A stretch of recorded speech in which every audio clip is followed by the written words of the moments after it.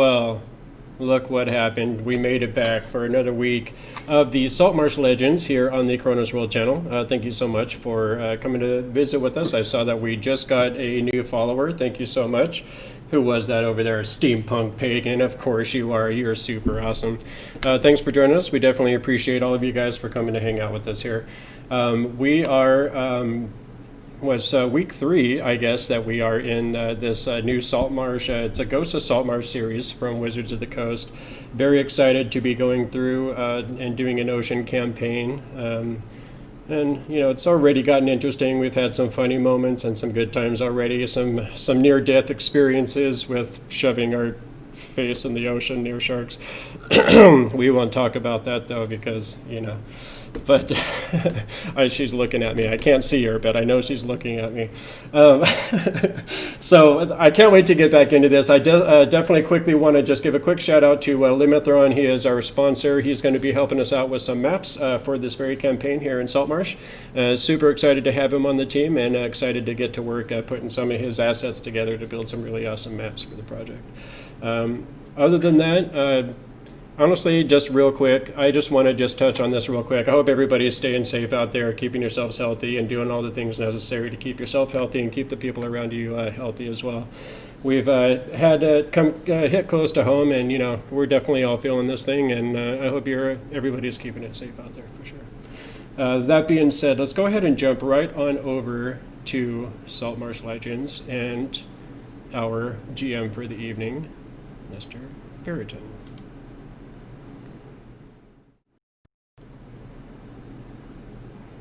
All right. We're good. Hey, everyone. Glad to see y'all back. Welcome back to the Ghosts of Saltmarsh. I am the GM for this evening. My name is Connor, resident of San Diego, lover of D&D of all kinds. I'm surrounded by a bunch of amazing players. Let's go around and introduce yourselves really quick. Let's start off with Quinn this week. Hey, I'm Quinn, or the Big Quinn for our Discord. I play Omiros, or Rastafarian Satar monk. It's good to be back. I missed last week due to some internet problems, but I'm glad to be back. I watched the episode just like everybody else, and I'm like sort of sad I missed it, but it was hilarious to watch. Let's go down to Mr. Monterey. That would be this guy. Hey. I'm Indigo. I'm the host of the channel, all that kind of cool stuff. And I'm just here to play D&D and have some fun tonight, and I am so stoked about it. Yay, who's next? Ashley. I'm Ashley. I play Maya, our injured Triton, tonight. Bam! Crushed it. Okay, over to Eric. What's up, everybody? I'm Eric. I play Majestic Fable of the Endless Road, a simple merchant out of his depth, with no secrets. Mm-hmm. And last but not least... Hello, I play Sigil Zorohestu Egita Geralt Guiltyspark. I was going to make fun of our cat friend's name, and then I realized mine's probably longer. I play a gnome rogue, handy on the ships, and that's all you get to know for now. All right, good enough. So, welcome back, everyone. Welcome back, players. Let's just jump right back in, shall we? So, last time, we found you all in a bit of a tight spot. 3 of you, Monterey, Fable, and Omiros, found yourselves boarded on the merchant ship that you were traveling on by a rather impressive-looking pirate ship, a galleon, named Rhymes Reason, that was captained by a small human woman by the name of Captain Caitlin Firelocks, who was doing a little bit of a song and dance of you all paying tribute in order to get away without any bodily or shippily harm. We'll go with that. However, there was a sound from below as our last 2 players, Syd and Maya, had followed the missing fish to underneath this very same galleon and had discovered in the decks below a young girl who was locked away, seemingly forgotten and very much malnourished, freeing her. They were trying to see what was going on, but then, what is that? Indigo, I don't know what that sign means. One of my They're also good muted. one of my good personal friends is in the chat, and I was giving him the rock star. Hey man, how's it going, man? Okay. Good to see you. Sorry, I didn't mean to interrupt you. All right, so they found this strange little girl who could not speak, it seemed, and before too long they were discovered and brought back up on deck. And although they had given tribute to the pirate captain, she decided she wanted some entertainment for herself and her crew, and so a bit of a combat, more of a controlled tussle than anything, was put forward, and the players did very well until, most of them realized that this was not meant to be deadly, until one of them double hamstringed one of the pirates, and blood was drawn. And so, despite being able to... I'll go on. To be fair, DM, if I might, there was plenty of blood everywhere, and it didn't kill him until he hit the water moments later. So I wouldn't say blood was drawn, okay? They came at us with swords. We were defending ourselves. There was a little girl on board. So that's my story, and I'm sticking to it. Okay, so you hamstringed him without drawing blood. Okay. I drew a lot of blood. It was a lot of blood. Yeah. So at that point, having had her fun, it seemed like Captain Caitlin was drawing up for a large spell. But then the small girl started screaming, causing a strange effect on everyone, becoming just almost incapacitated for most of the party.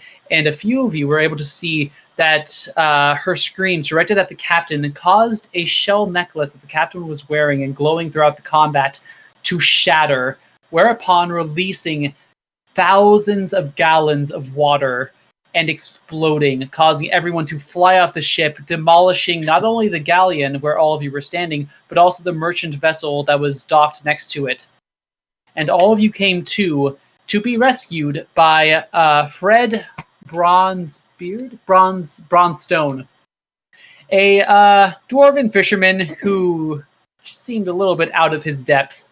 But all of you were able to be rescued, including the small girl, and no further combat was indicated until people started talking to sharks. In which case, you attracted their attention, and they started following you for an easy meal. And apparently, due to tiredness, our Triton stuck her head in the water to see if they were still there. They were. And they got said easy meal. And with a single bite, our Triton was bit and knocked out. Thankfully, the rest of the party was able to collect her and scare the shark away. The rest of the crew made their way back to Saltmarsh, where this fishing boat came from, only to encounter a strange and very cold fog.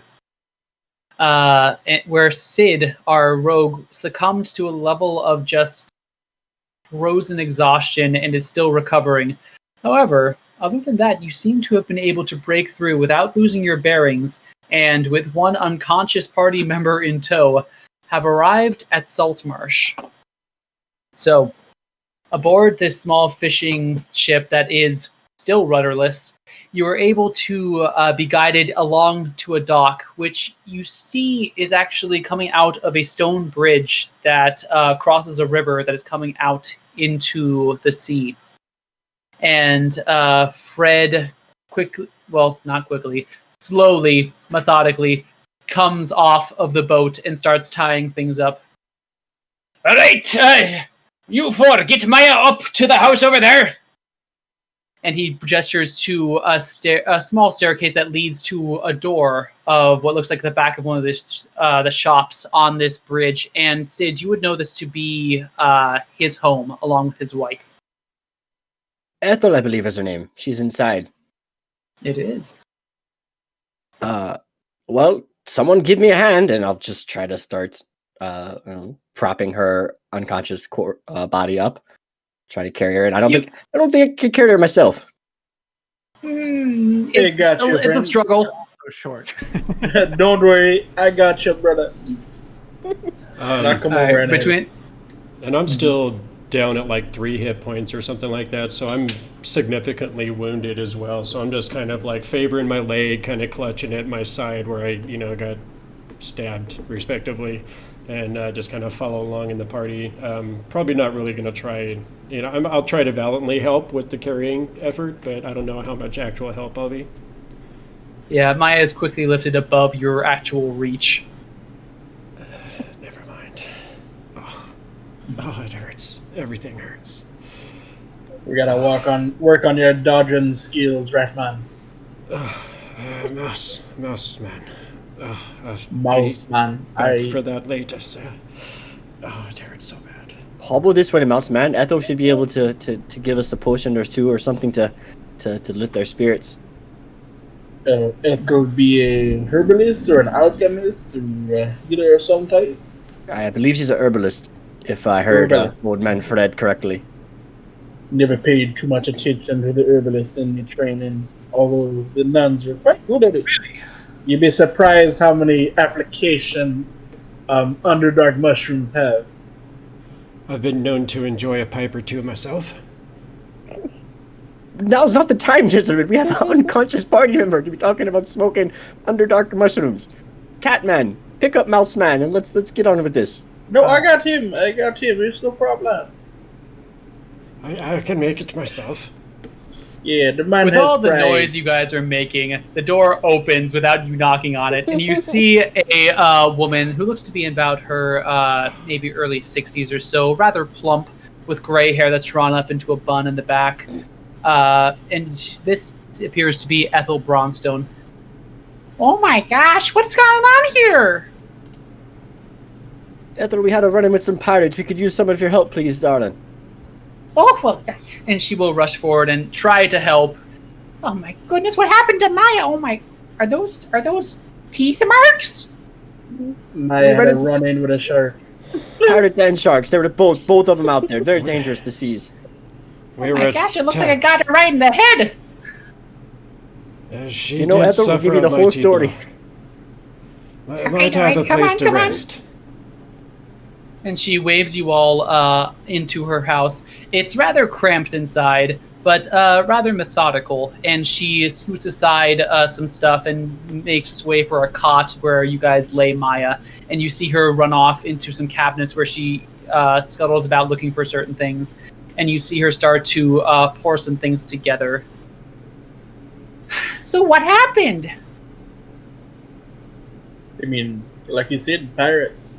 Actually, hi, I'm Omiros. It's nice to meet you, Miss Brownstone? Bronstone, I think it was? Bronstone, honey. Bronstone, right. Bronstone. It's nice to meet you. This be my friend and traveling companion, Monterey Jack, as I point as our mouse man. I'm like on my way trying to find like a couch or a little, a chair of some kind. I'm just gonna like flop in that and just be like, at your Perhaps service. stay off the sofa until you can control your bleeding a little bit. He also could use some help, Ethel. Oh, for Pete's sake, all right. And she starts gathering more stuff. All right, what about, do you know much your way around herbs? I know a bit. It was part of my training. I'm probably not anything up to your level. I can identify or wrap a bandage as best as anyone. All right, well, why don't you just start chopping these up, and she'll stand you what looks like a large bag of mushrooms, and as well as like a knife and a cutting board. I know this is familiar. Years of doing this, and I'll go ahead and help her out. Smoke him. We've already found out he's a smoker, so here we go. There goes our herbs. And this fine feline friend, I'm sorry, the majestic fable of the endless roads, I believe. Did I get that right? Oh, yes. Excellent. Oh, He's a mysterious merchant who's also... Not mysterious, sorry. I didn't want to interrupt. They rescued me from an island where I was stranded. It's been a long day. Just want you to get back to work and make sure she's okay. Oh, well, that's very nice to hear. Oh, yes, Mr. Mouseman? No worry. He thinks I'm going to eat him. is pure lunacy. Assure you. Still There's watching some him. I'm salt. not sure. Some sautéed mushrooms hear and you. rat. He's a mouse, not a rat. No, pardon me. At least the cat man gets it. I wink at you. All right. After a little more time, it seems that Ethel has gathered up some sort of poultice that she brings over to Maya, and she slowly starts feeding it to Maya. And Maya, you are able to come back with 1 HP. Okay. And you feel the just girl this follows light tapping on your face. Honey, you with us? Yeah. Sort of. Okay, well you're talking, so that's pretty good. And I'm sorry. Oh, there's one more. Who's this little girl? At this the is hear our- that, my eyes. Can I like move around? At Oh 1 yeah, HP? you're at 1 HP. You're conscious. Okay. I kind of. I hear her. I hear the little girl. That there's a little girl. My eyes shot open, and I kind of sit up trying to look for her. Roll me a Constitution saving throw as you suddenly sit up Okay. after just having woken up. Okay, I'm trying to get my eyes working. It's not one. There it goes. Okay. Roll. Where I'm at 1 HP. Please don't anger that child. Please. Okay. Dexterity. No, Constitution. Oh, Constitution. Okay.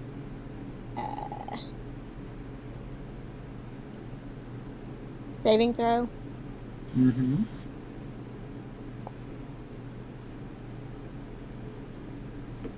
12? Okay. You immediately regret your sudden movement as suddenly the room starts spinning and you feel something come up into your mouth, but you're able to swallow it back down before it comes out. Yeah. And eventually, once the room calms down a little, you look around and see the very familiar sight of the Bronzestone house, as well as the small girl and all of your new companions looking rather worse for wear. I look Ethel fine. dear. Ethel dear, do you have a bit of food for our young girl here? She's mighty famished, and we only had cheese to offer her on the high seas. It's a very good quality no. cheese. Bread or anything you may have handy would be very wonderful, dear. I'll pay you back, of course. Oh, I'll see what I can whip up. And she starts going over to the shelves. Oh, by the way, Syd, the guild wants to see you. They didn't seem very happy with you. Aye, well, they're not the happiest of people to begin with. They're not going anywhere, did they? Did you say when they wanted to see me? They seem to want to see you as soon as possible.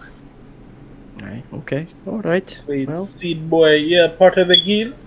What type of Aye. guild you part of? aye, this and that.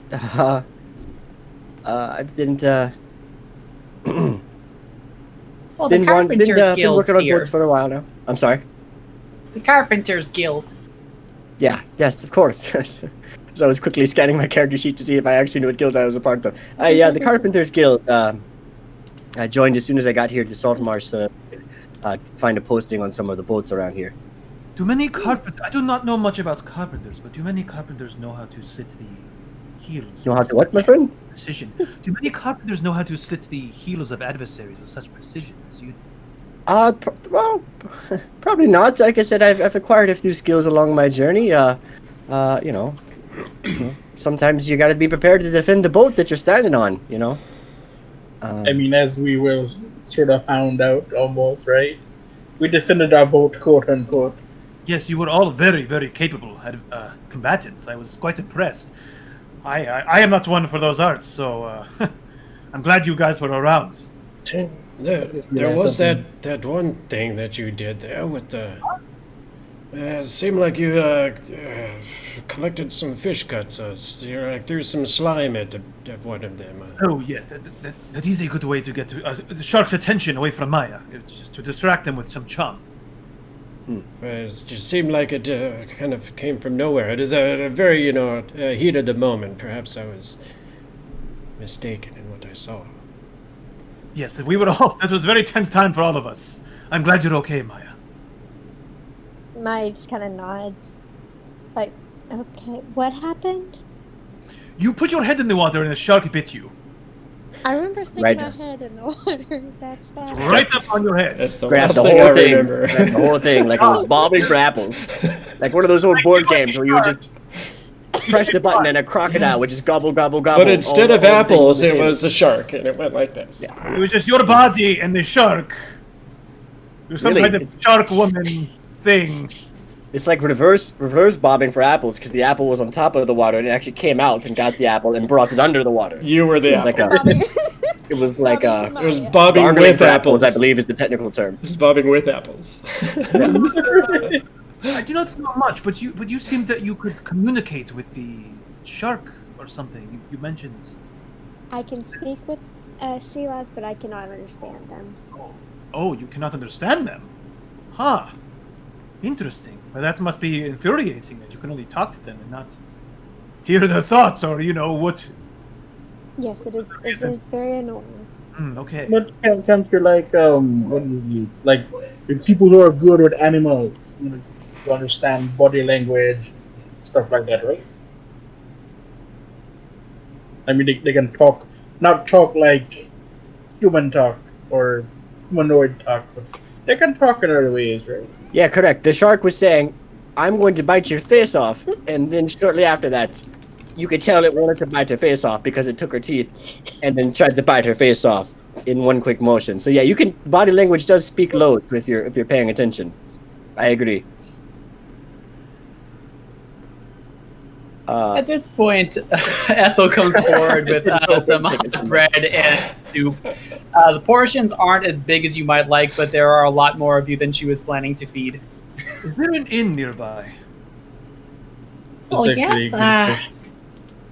There's a couple. If you want to go to the nicer part of town in North Side, there's the Snapping Line. But y'all are a bit of an eclectic-looking group, aren't you? You might have better luck going to the Wicker Goat on South Side, and that's it's a little more accepting of the rough and tumble types. Or But to if say with you're a name like a wicked goat, I'ma be real good and I'll pop twice on the ground. and then if you're strapped for cash, you could also go to the Mariners Guild Hall. That's by far the cheapest option. And it's just for sailors passing through. You get a bunk bed and a quick meal, but nothing too fancy. I believe also if we want to save some coin, you might be able to crash at my place, although it's probably a bit tight, if I had to guess. GM, Be I don't real know. tight. It's probably a bit It'd tight, be real right? tight.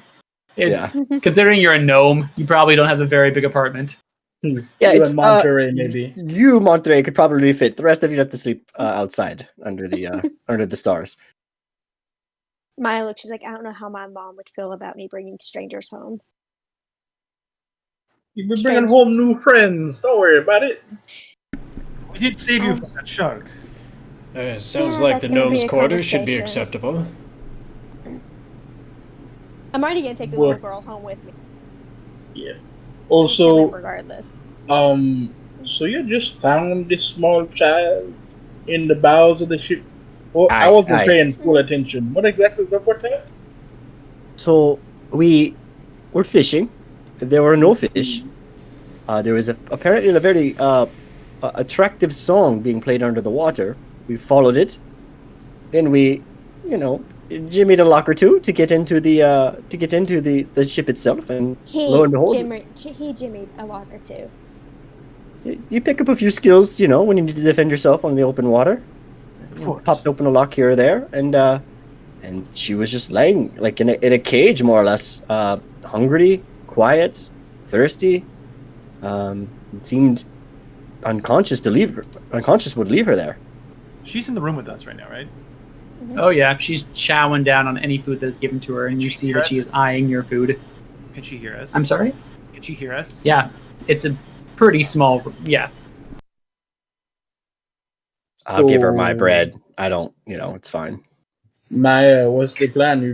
You seem to take a mama bear stance to the child out on the boat and confronting this captain real scary like when we were there. So you just plan to take care of the child until when? Until I find out more about her, yes. That is my plan. Can you describe her appearance again, GM? Is she reddish hair? Yeah. I don't. No, so she looks about 8 or 9 years old, very, very thin with a narrow face, kind of sunken, very dark, almost black eyes, and very dark hair, but her skin is very pale. She's still eating, right? Yep. She's kind of finishing up. Okay. Probably finishing up by now, yeah. Do a very flourishy bow. Introduce myself. My lady, I am Majestic Fable of the Endless Road. I know it's very soon, but do you have any family that you know of?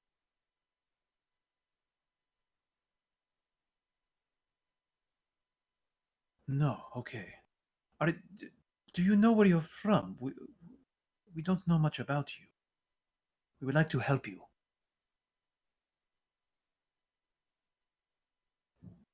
That's okay. I don't even know where I'm from, really. Can I do a sleight of hand trick to do a magic trick kind of to Sure, give me a sleight of hand trick. Okay. Oh, what's that in your just a forewarning, I created a unicorn. She wanted nothing to do with it when we first busted into her room. Let me see what I actually have in my inventory. Son, no. It's a sword. Here's a sword. I have a copper coin that I always have with me. So I pull out this kind of huge antique copper coin, just out of her ear. Oh, you had this stuck. That must have been from the ocean. We don't want that. Here, let me check the other one, and then I want to do it again and make sure it disappears. She tries to scoot over towards Maya. Okay. Well, it doesn't work for anybody, but try me. I want to see the coin. What kind of coin is it? It's gone. It disappeared. Make it reappear. Magician, isn't that what you do? Make the thing come back. I don't have them. Sorry. It's Well, I don't know about the rest of you, but we've intruded upon the fine lady's place too much, and we maybe should be finding Lawtons around. I like the sound of this wicker gold. If I do not have, when I fell into the water, I lost most of my possessions in my backpack, and my coin purse, unfortunately, was lost. Can anybody put me up for the night? I know it's a lot to ask. You already rescued me, but Catman, you come with me. I can help you protect your child. I believe we have a spare room. You were most generous. I will one day repay you. What time of day is it, GM? It's getting a little bit past sunset at this point. Well, we could take a brief respite at the Wicker Goat. I'll buy a round of drinks for us all if that's what everyone would like, and take a breather for a moment and figure out what's next. And I have to see the guild at some time. I don't know. Perhaps it's on the way. Perhaps it's not. I don't remember. I should know that. I'm from around here, probably, but it is not on the way to the Wicker Goat. So you guys are currently Indigo. If you can actually bring up a map of Saltmarsh, is that a thing or not? Okay, I shall describe. So Saltmarsh has a river running right through the middle of it, and you guys are currently on the bridge that connects the north side from the south side, and they are named as such.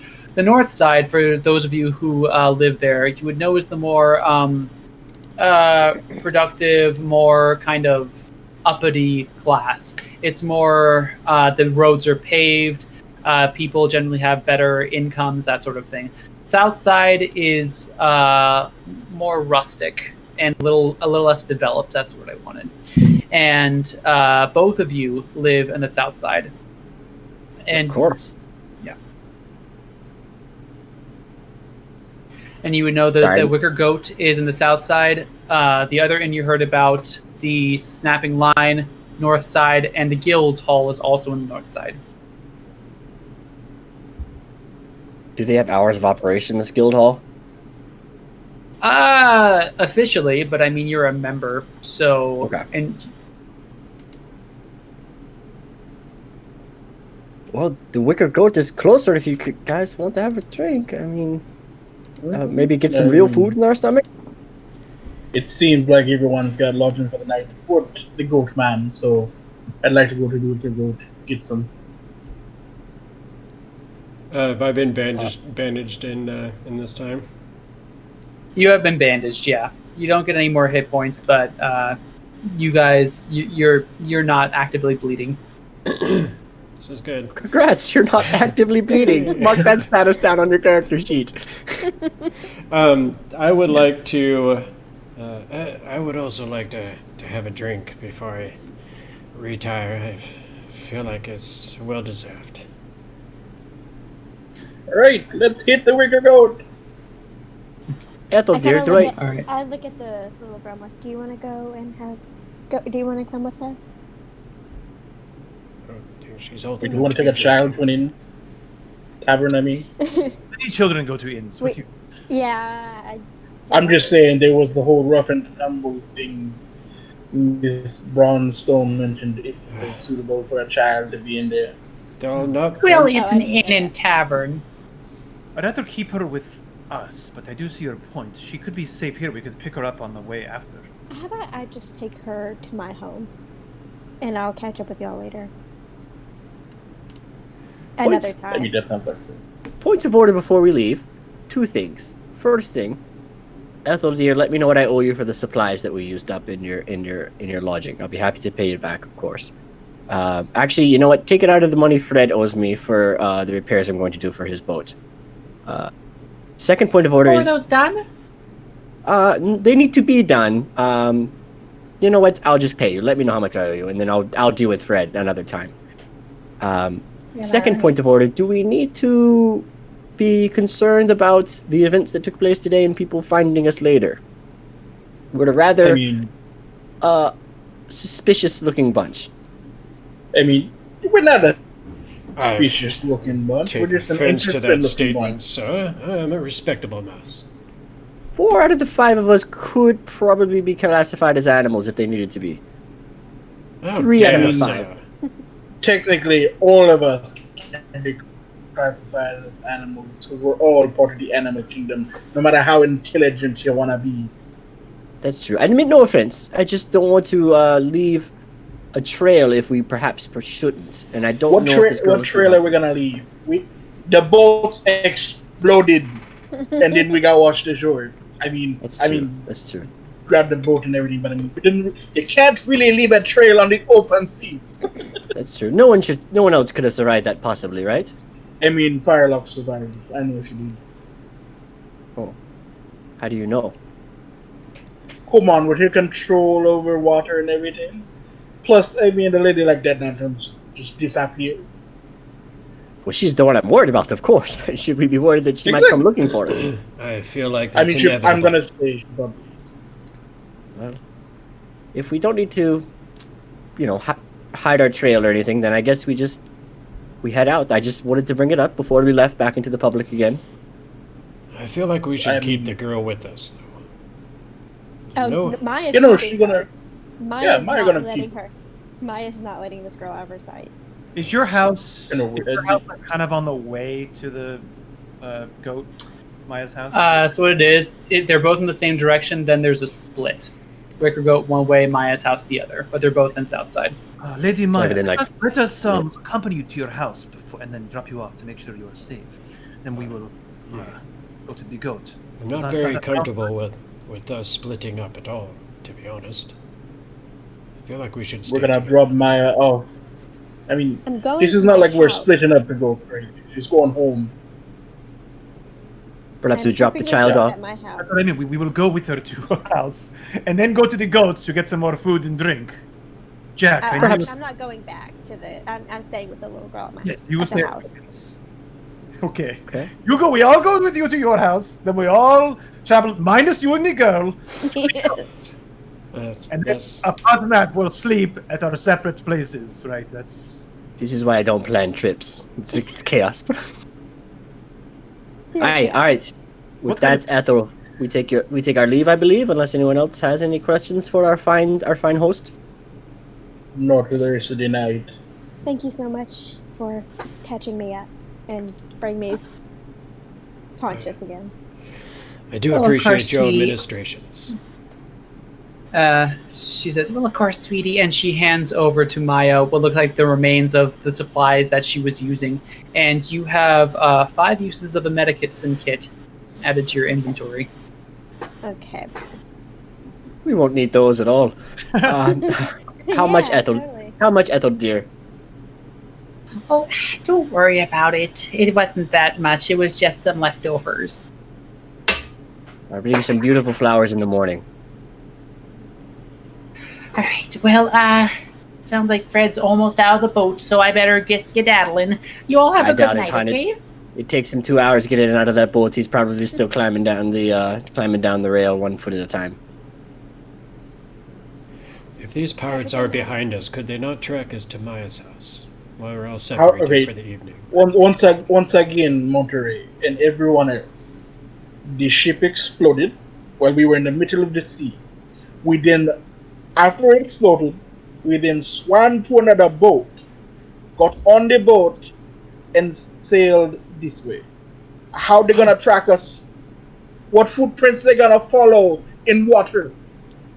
Did the ship that y'all were on exploded? Oh yeah, I mean we're missing the captain, the nice little halfling lady. There's actually and some 2 other ships 2 that people. exploded, Yeah. thanks to this young lady. Some of the pirates did survive, but I did not see the captain. I never Oh, leave yeah. anything underneath the possibility of a pirate. As our It is- good Syd, it is good to be prudent, but I do agree with our satyr friend here that they cannot really track us through the city. But we should Did be they know? ready watching eyes. Did they know where y'all were heading? there's probably not many other ports nearby other than Saltmarsh. I can't imagine that they would head in a different direction. So we at least have some time, but we should be wary that if they do get to Saltmarsh, they may be, looking for the people that were last seen before the boat exploded.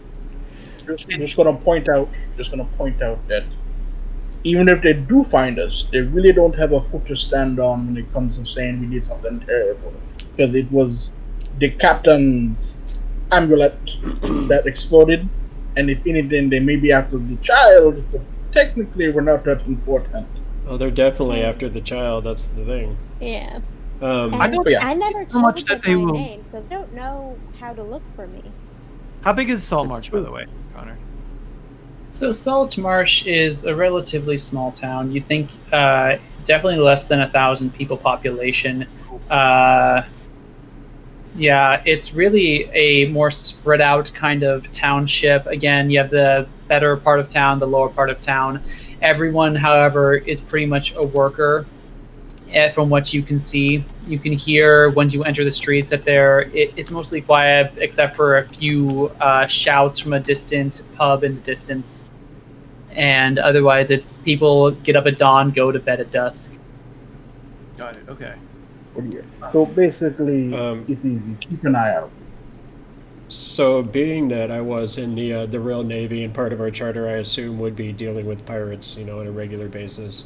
How much would I know about, their use of spies, their, having agents and things like that, spread around various coastal cities, and like how reasonable of a threat would I consider that? I would like you to roll me a history check, please. I need a character. Mhm. He's a bloody little mouse. History? Yep. Okay, normal. Yep. Ooh. All right. With a 1, with your background, I will say that you would know that pirates are dealt with very little tolerance among the Royal Navy because the main problem that they have with them is basically stealing and also smuggling. which is something that that people sometimes assist the pirates with because it helps them avoid taxes, put extra gold in their pocket, and it's seen as kind of like a victimless crime, except for the taxes aren't paid on things, so it depletes the royal treasury. And so that's pretty common. And so you think that if the pirates were to have any sort of, allies, it would be smugglers. Okay. Shall we take our leave then to Mario's abode? Time's a wasting, and I want to get you a soft bed, or at least a bed in general, sooner than rather than later. So you guys begin to cross the cobblestone bridge that Maya and Syd know as the Shark Fin Bridge. And Omiros, I need you to roll me a Constitution saving throw, please. That was too soon. Alright.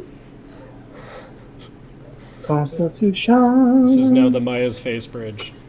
I was gonna say, Maya's triggered. She sees the sign of the bridge's name and she's like, "Fuck this bridge." A nice 12.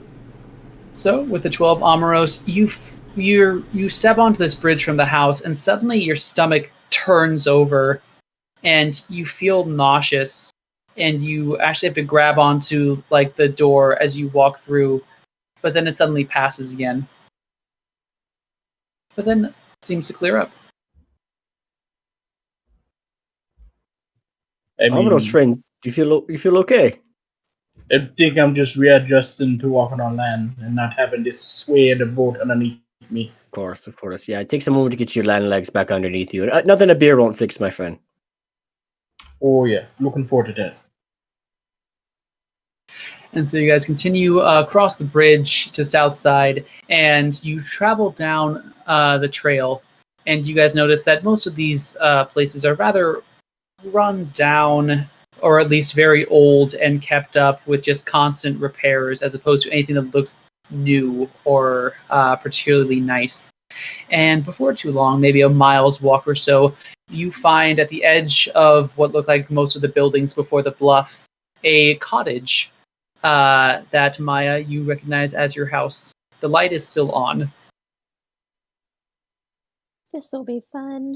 She walks up and walks into the door. So you open the door, and you see your mother sitting down by the fire, reading a book in her lap, and she looks up. Well, hi there. I was wondering when you were going to come in. You look awful. What happened? Well, I kind of got bit by a shark. And she looks you over. These teeth marks, where exactly did you get bit, sweetie? In the water. Uh-huh. True. You know, sharks don't normally... I like laugh and suppress it. How deep in the water did you go, honey? You know I don't like you going too very far. Oh, it was just the surface. So far, she has not lied to Mom. True again as well. Uh-huh. Oh, she's going up against Mother's intuition, though. Uh-huh. And about how far out at sea were you where these sharks, and looking at the size of this mouth, it was a pretty big one. How far at sea were we? How far out were we? You way further than she would like you to go. Pretty far. Pretty far out. And it's at this point that she sees like several heads poking through the doorway. Like, I kind of. Who are these? So you might want to. Is she still sitting down, or is she standing up at this point? She's standing up. She went to examine you when she noticed your state of health. You might want to sit back down. I have something to tell you, Mother. Is it weird that I'm more afraid of the girl's mom than I am of the pirates we just faced? No, Yes. absolutely not. Hell hath no fury like a mother scorn. Okay, I just No, the wanted pirates are infinitely more dangerous. I never knew my parents, so I wasn't sure if I was feeling appropriately right now. You No, are this not. is You not are gonna be heavily love us. injured and not thinking straightly. Maya, tell me what is going on. So, when we were going fishing, we couldn't find any of the fish. And so we kind of went out deeper and we found a pirate ship with the fish swirling around it. And me and Syd here, the carpenter that was supposed to be fixing our boat, climbed into the pirate ship and saved this little girl from basically starving to death. And then we got caught, and the captain was very rude and was mean to this little girl. I stood up for her and saved her, and now she won't leave my side, but I'm okay with it. And we kind of fought the pirates, and then the little girl screamed really loud and broke this captain's necklace. The ship exploded. I don't know if she's making it better or worse for us. She's not.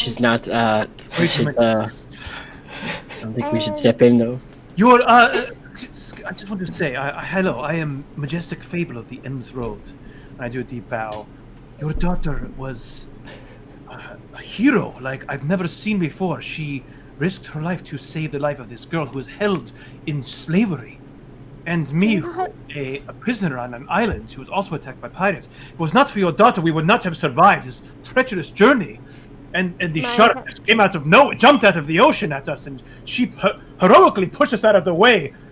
She is a true. You have raised a true hero, and it's just such an honor to meet someone as wise as you, who could raise such a honorable and daughter of legend. Okay. At this point, Maya's like pinching her nose, like you could have just. I cast charm person. Oh, like shit. this. Oh my god. Okay. Oh shit, we're going right at it. Maya just. All right, your sighs. You're DC, like, I believe, is 14. All right. I don't believe it was as treacherous as our friend made it out to be. It actually felt quite safe most of the time. Okay. A little might have made it dicey worse. towards the end there. Fable, you see the Triton's eyes start to glaze over in a familiar way. Well, you say familiar, but I've actually never done this on a person before. Well, you get a good feeling about it. Oh, is that what it does? Cool. Oh god. Casting experimental spells on people's mothers that you meet for the first time. A couple of unlucky What are you doing to her mother? crabs. So this is the first time doing it on a person. I mean, all of you do notice, I will say that spells, if it has verbal components and somatic components, you see Fable start gesticulating more emphatically towards Maya's mom, and you see there's just a hint of glowing in his eyes as well as her eyes. You see his eyes turn pitch black, and hers become a little more fogged with almost like a black smoke. What are you doing to my And mother? Maya's getting defensive now.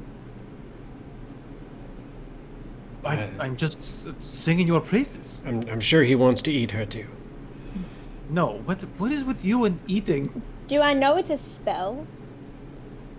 Roll me an Arcana check. And I was trying to hide, because charm person, I was trying to hide it within my, like, Sleight of hand or something?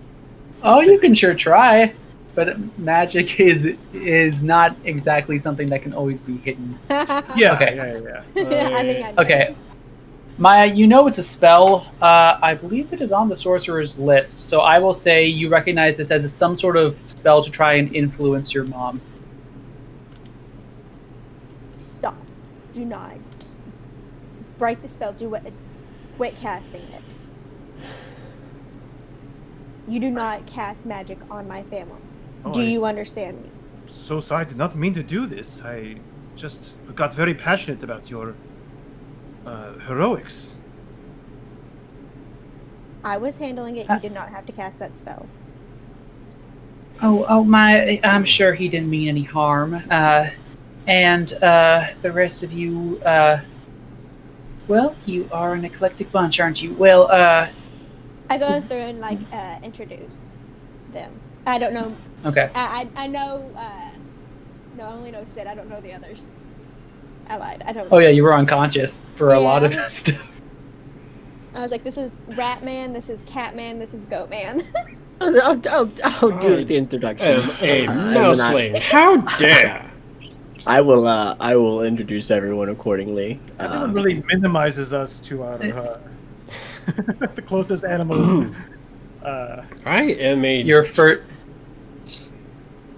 We're all animals, according to our good friend, our good satyr I would friend. never refer to you as a fishwoman, so it's kind of offensive that you would. all right. It seems like we're all getting a little heated. Let's all calm down. The important thing is that all of us are here. We're safe, and you're. So. All right. Well, what's happening now? You said you rescued this little girl. What's going to happen to her? Well, Oh, yeah. that's the thing. She doesn't speak. And she doesn't know any of her family or where she's from. She is rather partial to cheese. And bread, and well. just food in general. When starving, yes, everyone's partial to cheese. We should probably come up with the identifiable moniker for this young lady, I believe. I Little will come girl. up with a name for her. with a name for her. Okay. Maya raises her hand. Like, She's probably only ever going to like the name you pick for her anyway, so that's probably the best possible scenario for all of us. Monterey kind of looks over at the girl and says, "Do you have a name, child?"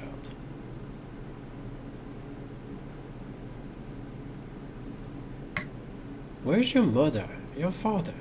Do you not have family? I already. that was already asked. I have an 8 intelligence. Cut me some slack. Sorry, I'm sorry.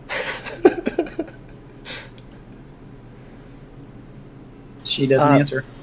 Okay. My good lady, I apologize. I don't believe we caught your name before we intruded into your humble home. Well, my name is Hannah, and you see her look over up. Actually, she looks up, and you see that there is sort of like not quite rafters, but there's sort of a second story that's almost like an attic that goes over half of the main room, and you hear some scuttling above. And Maya, you know this is where your family sleeps, including your brother Theo. Kind of looked up to see if he's up there, if he's peering down or not. You don't see him, but you heard some scuttling. Well, in any case, so I'm Hannah, and I am Maya's mother. I don't think Maya. There's they seem nice enough, but there are way too many of them to fit inside this house. It only the little girl and Fable will be staying tonight. We shall be searching for other accommodations. Oh, all right then. And she just awkward silence. Well, time for a drink then, yes? Yeah, if Marta, we will be at the Wicker Goat if you decide you want to step out. If not, it's up to you. Hannah, thank you so much for allowing us into your home, and we appreciate your hospitality. And if just you, thought- if you see any pirates, make sure to lock the doors very tight. Ik snee on the pirate day. What? Right. Just to point it out in my since I'm probably gonna be staying at the Wicker Goat tonight, maybe meet us there tomorrow morning. Like we can all meet up there. 'Cause I know I'm the one who will be It's staying. a great idea. That sounds good. All right. Have a good night, Miss Hannah and Maya and this small one. Yes, good night, fish woman. Let's be on our way. Have a nice night, Rat Man. Oh, damn. Door closes. Racial slurs. Racial slurs. Call me a rat As- man. as- yourselves. She called me a rat man. I'm annoyed about that. Come on. As we leave the house and the door closes, as we're walking towards the river. So we should all really get used to calling each other names, like by our actual names, than go on by monikers such as what race we look like or what animal kingdom animal we relate to. Because, yeah, no, this is getting sort of like racist. I'm actually going to say, I'm going to play it a little bit differently, Connor. I'm going to say I still did that. But I don't think Fable was actually quotient that he was doing it. Okay. I think he was being so impassioned and doing his normal deception. And he's so new to the Magic game that, like, he didn't even realize. So right now he just looks like his eyes have faded back, but he just looks like he's like silent and he looks so confused. He your eyes only lasted for a second or so. But even still, like after she kind of like berated him for that, he like didn't really hit him. But now it's like he's playing it all back in his head, and he can't even really make sense. If that's a cool, I think that's a better. Yeah, it's fine. Yeah. Mm-hmm. Fable, would you like a beer, my friend? What? Sorry, what? We're gonna leave this kind woman to have her house back, and we're gonna go to the Wicker Goat and have a quick brew if you're. Oh, if yes. Down. Yes, that would be fantastic. Thank you. Yes, a beer would be good. Yeah, been a long day. Did you see anything back? Just yeah. Hey, you know what? Yeah, let's go. Let's go get the beer. Yeah. Onward to drinking and new friendships. Fable, before you leave, do you have a way back into this home tonight? Oh, or I can put you up at the Wicker Goat too if you'd like to. I'll stay away. Is Maya still there? Right? They are not actually left the house. Yeah, Can be. They're out front. I'll stay up and wait for him to come back. I will do a special knock. Let us establish that now, so you know it's me and not some dastardly pirates. Because the pirates that can track us are gonna totally appear in the middle of the night and find Maya. They're gonna knock before entering. Or just like one knock, they're not gonna know our special knock. So I do like dan, dan, dan, dan. That's the knock that I do. Impenetrable. No one will ever know. Okay. But like you never finish it. You just dun, dun, dun, dun, dun, Oh, I leave and then it that's it. hanging. Like there's no actual Absolutely, follow-up I to leave that. it hanging. No, You I have don't to. keep it. Yeah, Classic yeah. Fable. The other person's supposed to answer. Come on. Somebody had to do it. You guys couldn't let it go. I know. Somebody had to. Yeah. All right. To the goat. To the All right. goat. Is that weird You for guys you, enter Omiros? back.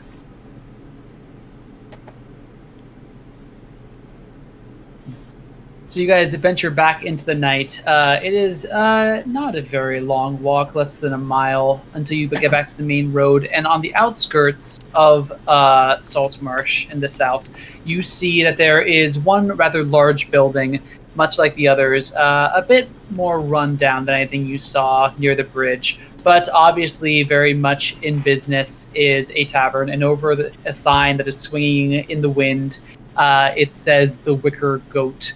And you see it has a rather crudely drawn silhouette of a goat with overly large horns. And as you enter, you see that it's rather crowded. The people seem to be largely of dwarves and humans. You see that the humans are clad in what appears to be guard outfits. And Syd, you would recognize many of these men to be the city watch, people who have done rounds all over the place. And the dwarves, you would know, are recent additions to Saltmarsh, transplants from far over who have apparently been trying to start up a mine a little bit outside of town. You notice that the dwarves and the humans, none of them seem to sit together. They're more tolerating each other's presences, but you see there is clear segregation between the races in this establishment. High school all over again. Do I recognize? Well, yeah. Should I get around for us, gentlemen? Inquire about whether or not they got a bid for me tonight. Of course, of course. Would you like to follow me to the barkeep? Sure, why not? Yeah, I'll go up to the bar as well. Do I recognize the see bartender? that- I've probably been to the Wicker Goat, right? A few times? Oh, yeah. Yeah. So the Wicker Goat is owned and bartended by a man named Lankus Currid. He is a human who was actually a retired guard who ended up, by rumor, getting this place in a rather lucky gamble from the previous owner and has been running it ever since. Would this be the bar that I kind of frequented as a sailor in the Royal Navy? Or would that be a different bar? If you were short on funds, yes. This one's a bit more, this one's a bit more low-key, a little more raucous, as opposed to the one that is actually in the town. This is a bit more on the outskirts. But yeah, you've definitely been to the Wicker Goat before. Okay. And Lankus greets all of you. Hello there. What can I get you? For the usual, I believe, right? No one's got any special allergies or accommodations they need? Do you have any of that delicious rice wine? Yeah, I could scroll something up, I think. And he starts going about making drinks, and before too long, he is able to produce all 4 of you guys' drinks. How much? For that, 5 silver. Lankus, my friend, do you have a room available for the night? Oh, sure. How many you need? I look around. I believe just one, right? Monterey, you can stay with me, and Fable, I believe you have a place to stay. Yep. I'm gonna be the only patron tonight for you. All right, bid for 1. That'll be 2 silver. I got that. I hand over a gold and expect change. All right. Do you have money since you tied it all to the anchor on your ship? Like, just because of the whole anchor thing, I put in, like, I've lost most of my money, but I kept 5 gold. Okay. Yep, he will I was take trying the to be golden. You will take the gold and hand you back 8 silver. Alright. I'm still upset that I lost my And- cooking set. Yeah. He will also hand you a key. Yours will be upstairs, 3rd one on the left. Is there Okay, an okay. open table? Yeah, there is. None by the fire, but towards the center of the room, where kind of the divide is between the human and the dwarves, there is kind of no man's territory that has several open tables. Seems fitting for us. Right on the divide. Shall we have a seat? We're kind of a menagerie party, so yeah. I'm already sitting there. I actually want to check out the room, and I want to see if anybody kind of looks like an easy mark. Go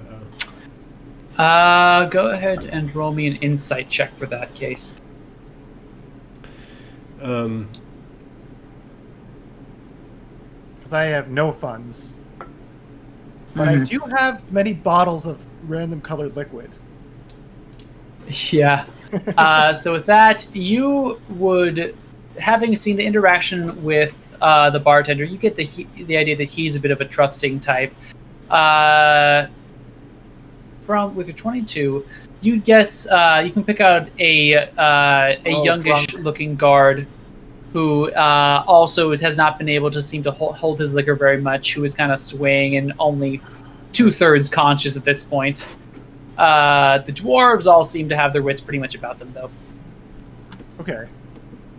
Yeah, that's all. I don't have any coins, but I do have 10 bottles of randomly colored liquid. Okay. I guess we're just sitting down now to drink, so I won't. I'll just keep it out. Well, that was one hell of a day. Gentlemen, if you don't mind me asking, who the hell are you, and how the hell did we get to where we are right now? Enjoying not the best brew ever, but an okay beer, I imagine. Do I recognize anyone in this tavern? Aside from the bartender, Lankus, you maybe recognize maybe a few guards, but otherwise you don't recognize any of these dwarves. but otherwise no really familiar faces.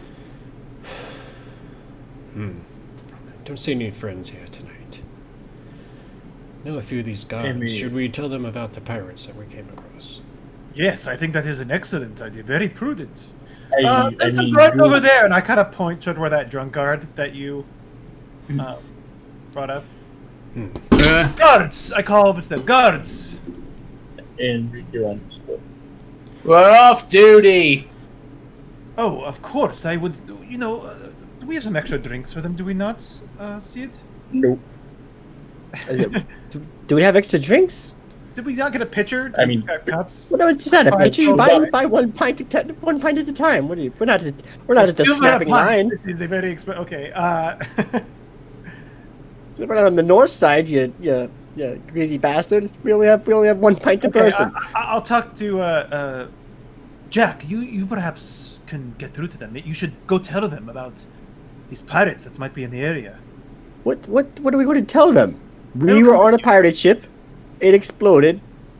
And then we swam on a different ship back here. That doesn't seem like a story I think we want to put on the books. Want to be with Syd and say not to go to Stina Tale. It sounds like a tall tale, and if that, it's like, why were you on a pirate ship? And it's like, and then we get questioned for being Oh, possible and then you brought pirates. the little girl back. And where'd you put the little girl? It just doesn't seem like you want to open up Well, that we line could of leave out questions. some of the things, but I think Jack is right. We should inform them about a pirate threat. Maybe we do this like tomorrow in the morning Tomorrow, when they're right. on duty, and then get pissed off at us for taking time out of their evening. I'm kind of aiming Jack towards them. Maybe mention yourself of responsibility. No, I believe that he's right. These fine gentlemen obviously should be warned most immediately of this pirate threat. I mean, they probably know about the pirate threats. I mean, if you remember, it was if she worked for the pirate prince, and the ship of the name was named after him. The whole rhymes reason, if you remember. I don't think the pirate prince is something that's low key.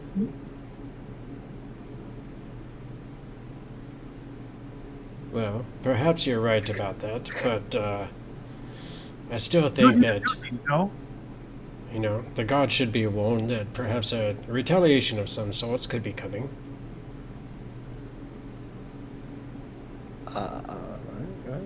I'm not going to stop you if you want to go and discuss them.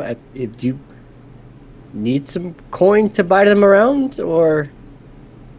No, I'm sure I can handle this one. I kind of dig around because I did not tie my coin purse to the anchor. I was more concerned with my cooking set, to be honest.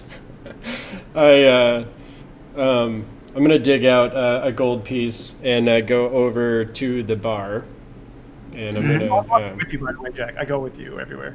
I'm like, Okay. yes, we should go warn them. I'm like, have my hand around you. Yes, like, yeah, of course. You're much better at explaining things than I am, of course. No, but you are one of authority. You are a valiant Navy man. They should respect you. Yes, Right. you're right about that, of course. While they're off doing this, I'll tell Syd who me and Monterey are and how we got to where we got to. Because Syd did ask that, and I won't be like completely ignoring him. Thank you, Omiros, for answering my question I left in the wind earlier. I appreciate that. That is an No problem. interesting story. I didn't hear that. I probably want to answer. Sorry. All right, you guys got a thing you're doing. Go for it. We're just gonna sit drinks and just relax. I get like, can we take like a short-ist rest? Well, I guess we don't need it actually. Neither of the two of us are injured, so Yeah, you guys can have a short rest at this point if you want. But yeah, Please. but the other two of you make your way up to Lankus, and he says, "All right, there, Nebo." Haha, Lankus, my good man. Can I have a couple of rounds for our friends over at the wall there? And I kind of point towards the guards that are still there. Sure. How much are you gonna spend? Well, yeah, no, something tasty, but not too tasty. All right, well, how much you gonna spend though for? How much were the drinks that we had gotten earlier? Like 2 silver each, something like that. they're like one and One a each, quarter but yours each. was 2 because you had the nice stuff. Okay. I just kind of put the gold coin on the counter and slide it across, and I say, go ahead and take 4 silver off the top, my good man. Yeah, all right. And he will get out, and he will pull out pitchers, actually. Pull out 2 large pitchers of ale, and he will bring them over to the counter with some mugs for the guards. And he'll whisper and point over to Monterey and Fable. And there's some lifting the mugs as they receive the free beer. Okay. And I just kind of lift my my glass of rice wine in return. I say, tell gentlemen, come join us at the table, sirs. They kind of huddle up a little bit, but then eventually 2 of them come forward. One of them is a man, apparently in his about 40s, flaming red hair, mutton chops, and a big old mustache that actually meets the mutton chops. And the other one is a man with very sharp, narrow features, with a buzzed hair that is very short, but you can barely see his blonde, but very tan, and maybe in his 30s or so. Are either of these the goose? The goose. No. Took me a second. We have a goose man now? All right, there. Thanks for buying the rounds for us. What can we do for you? Well, have you heard the tale of the events out on the water today? Well, all anyone's been talking about really is the lack of fish. Apparently no one's able to have any sort of catch today, and the locals are rather peeved about it, honestly. Well, indeed, sir. That's exactly what I came to talk to you about. Would you mind joining us at our table? All right. And he pulls out a chair and sits down along with the other men. I'm Jackson, by the way. This is Wallace. Jackson. And who might all of you be? I don't recall seeing... Well, Syd, of course, I know, but the other 3 of you... Who are you? Monterey Jack at your service. Former Marine on the in the Royal Navy, of course. Oh. And you, gesturing to Omiros? I didn't follow them. Oh, They're on the okay. table. No, I brought him back to the table. Oh, you brought him back to our table. Mm-hmm. Name be Omiros. All right. And he gestures to Fable. A majestic Fable of the Endless Road. At your service, a merchant that was also rescued. I was shipwrecked on an island from a pirate attack. And this fine gentleman, I point at Jack, rescued me. Barely survived. Right, but Omiros wasn't there at all. And this fine gentleman, I forgot you were also there. These fine gentlemen. Second as an afterthought, no problem. He is a good sidekick, sir. Well, it sounds like you all... He's like, ooh. It sounds like you're all quite the heroes. So what brings you to Saltmarsh, then? Well, that's actually the reason I paid for your libations this evening, sir. In relation to the fish that went missing, it seems that, there was a pirate ship with a blue sail that was set upon our ship. My friend Omiros and I here were set to guard a trading vessel out on the waters, of course, and we were set upon by this dastardly pirate queen of sorts, I suppose. She seemed to be quite powerful and could even control the water itself, it seemed. Not really sure what became of her after the explosion, of course. You see you had his attention, but then you mentioned control over the water and explosion, and without any rolls, you guys are seeing that he's starting to think that maybe you guys are jerking his chain. Ah, yes, of course, explosion and controlling the water. Did you also rescue a mermaid? It sounds sort of, actually, but it sounds like a tall tale, but I assure you, isn't there many magics in the strange in this world? Trust me, I am not one to believe these things are possible, but all that he said was true. We did rescue a Triton after her face was bitten by a shark. Of course. One of you can make a persuasion check and have advantage. Can I do that? Yes. To be fair, Wallace. In the face of the party. You know what? I'm actually going to say Monterey was the one doing all the talking. Monterey, roll persuasion with advantage. Oh no. I don't know if I'm good at To be this. fair, Wallace, when's the last time that all of the fishermen have come in with not a single fish on their boats? Well, that's certainly odd, true enough. So I hardly see what it has to do with pirates. Did you say persuasion? Or Yes, with advantage. advantage? I'm so not good at this. I'm sure you'll be fine. He seems rather skeptical of your 9. Well, in any case, it appears you all made it back safely in one piece. So, some of you look rather, well equipped for combat. Do you fancy yourselves mercenaries of some sorts? Wallace, you know Syd would never be a mercenary. We just of course we got caught up in some strange circumstances out there on the water. All we ask is that all we ask is that you take our story to heart and just keep it in the back of your mind in case it comes up in future events. I do find service as a guard on vessels around the area, but I would not consider myself a mercenary, sir. A mercenary is a very broad term. Is there something more specific you are referring to? Well, I was just wondering, and you seem kind of elbow his friend. Since you all seem to be interested in the spectacular, there is the old house on the hill. What house would that be, sir? And you, Is this guy bullshitting me right now? Is he trying to like pull one over on us? well, before you can check, he elbows his friend and he says, "All right, yeah. There's the old house on the hill, supposed to be haunted. I mean, you with all your, your magic expertise, should be no problem for you."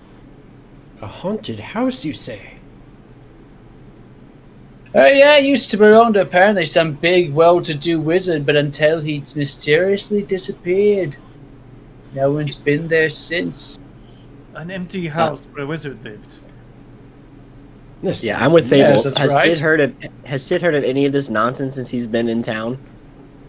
You know about that there is a house rather a ways out of town, but you've heard stories at bars. It's pretty much told almost every night with a different person with different details about apparently a wizard who once lived there and just mysteriously disappeared, and sometimes people go to visit it and try and kids will go out there on a dare, but they always run back with even bigger stories than any you've ever heard, and it's just got blown up even in the few years you've lived here. It just keeps on changing the story every single time. I'm not gonna say anything. Just curious. Mm-hmm. Oh, has this house been? Has anyone actually gone inside before? Well, I mean, I've certainly never had this courage. But, I mean, with you strapping adventurers, I mean, look at this fellow right here, and he gestures to Monterey, with this physique, and I can clearly see he knows how to wield the blade. I mean, I'm sure nothing could possibly harm him in such a remote and unimpressive, unassuming house such as that. Well, I am quite the specimen, sir. You are correct there. This is the character who just got the not bleeding anymore status. Like Fable doesn't think these guys are just trying to pull one over on us, but he also mentioned that it's a formal house of a wizard that is now empty. So he's both skeptical and interested now. I mean, I think he's trying to pull one over, but I also think there could be valuables there. Yeah, as soon as they said it required bravery, Monterey was all in. I know that you're all in. If we took care of this problem for you, then you must see. As a mercenary, mercenaries get paid. So is there some type of reward, or would you be hiring us to get rid of this ghost for you? Well, I mean, technically we can't actually do any hiring. You need to talk to Eliander Fireborn. He's the captain of the guard. His house is just a little ways down the street, but I wouldn't disturb him at this time of night if I were you. But maybe, I mean, if you want to go in, check out this house, you may want to stop by. There's also the tower, and you guys will remember seeing a rather large fortified tower on your way to this tavern, actually. I forget what it's called. I think it's Woolworth or something. It's the tower. And that's where the guards are stationed, said you would know this. Captain Eliand is usually found there. I think I saw a notice about maybe a little reward to clear out the place. It's kind of a death trap, honestly, at this point. And we just want to make sure no kids get hurt there or anything. But, you know, I mean, and he leans forward. The kids have recently, it's kind of strange. I mean, you know, when we were kids, we would go there, see who gets closest and all that sort of thing. But recently, all the kids, they seem to say that they keep on hearing voices, like a big booming voice when they try and go inside. And it's kind of weird because all their stories say the same thing. So, I don't know, might be some truth to it, but it's kind of off the beaten path, so none of us can really, well, I can say none of us really can afford to, but that's not true. None of us really want to go out there and check it out. But I think the captain's offering a bit of a reward to make sure it's all hunky-dory. Seems like something that we could manage. I mean, I'm down to go investigate a possibly haunted house. I just want to love to point out the fact that, like, he called us mercenaries. Two of you were like, not mercenaries, and then immediately, mercenary word. Maybe we're mercenaries for the right price. Well, we lost most of our possessions, so beggars cannot be choosers. Could use a little as I said, coin. You lost most of your possessions, good sir. I have my whole backpack with me. I never tied anything to that fucking. I was with me the whole time. I just thought it'd be money. I think, Wallace Jackson, that's quite enough tall tales for one night. Keep in mind what we said about the pirates in case it comes up in the future, but enjoy your drinks. And actually, you look like your drink's almost empty, and can I cast Minor Illusion to make it seem like his drink's absolutely empty? Okay, so I will say, just for the spellcasters, spellcasting is not like, you're always going to have to do a sleight of hand check, and you're always going to have to, like, it's going to be pretty hard to hide that you're casting a spell. But I will let you try a sleight of hand check to see how well you're able to hide it.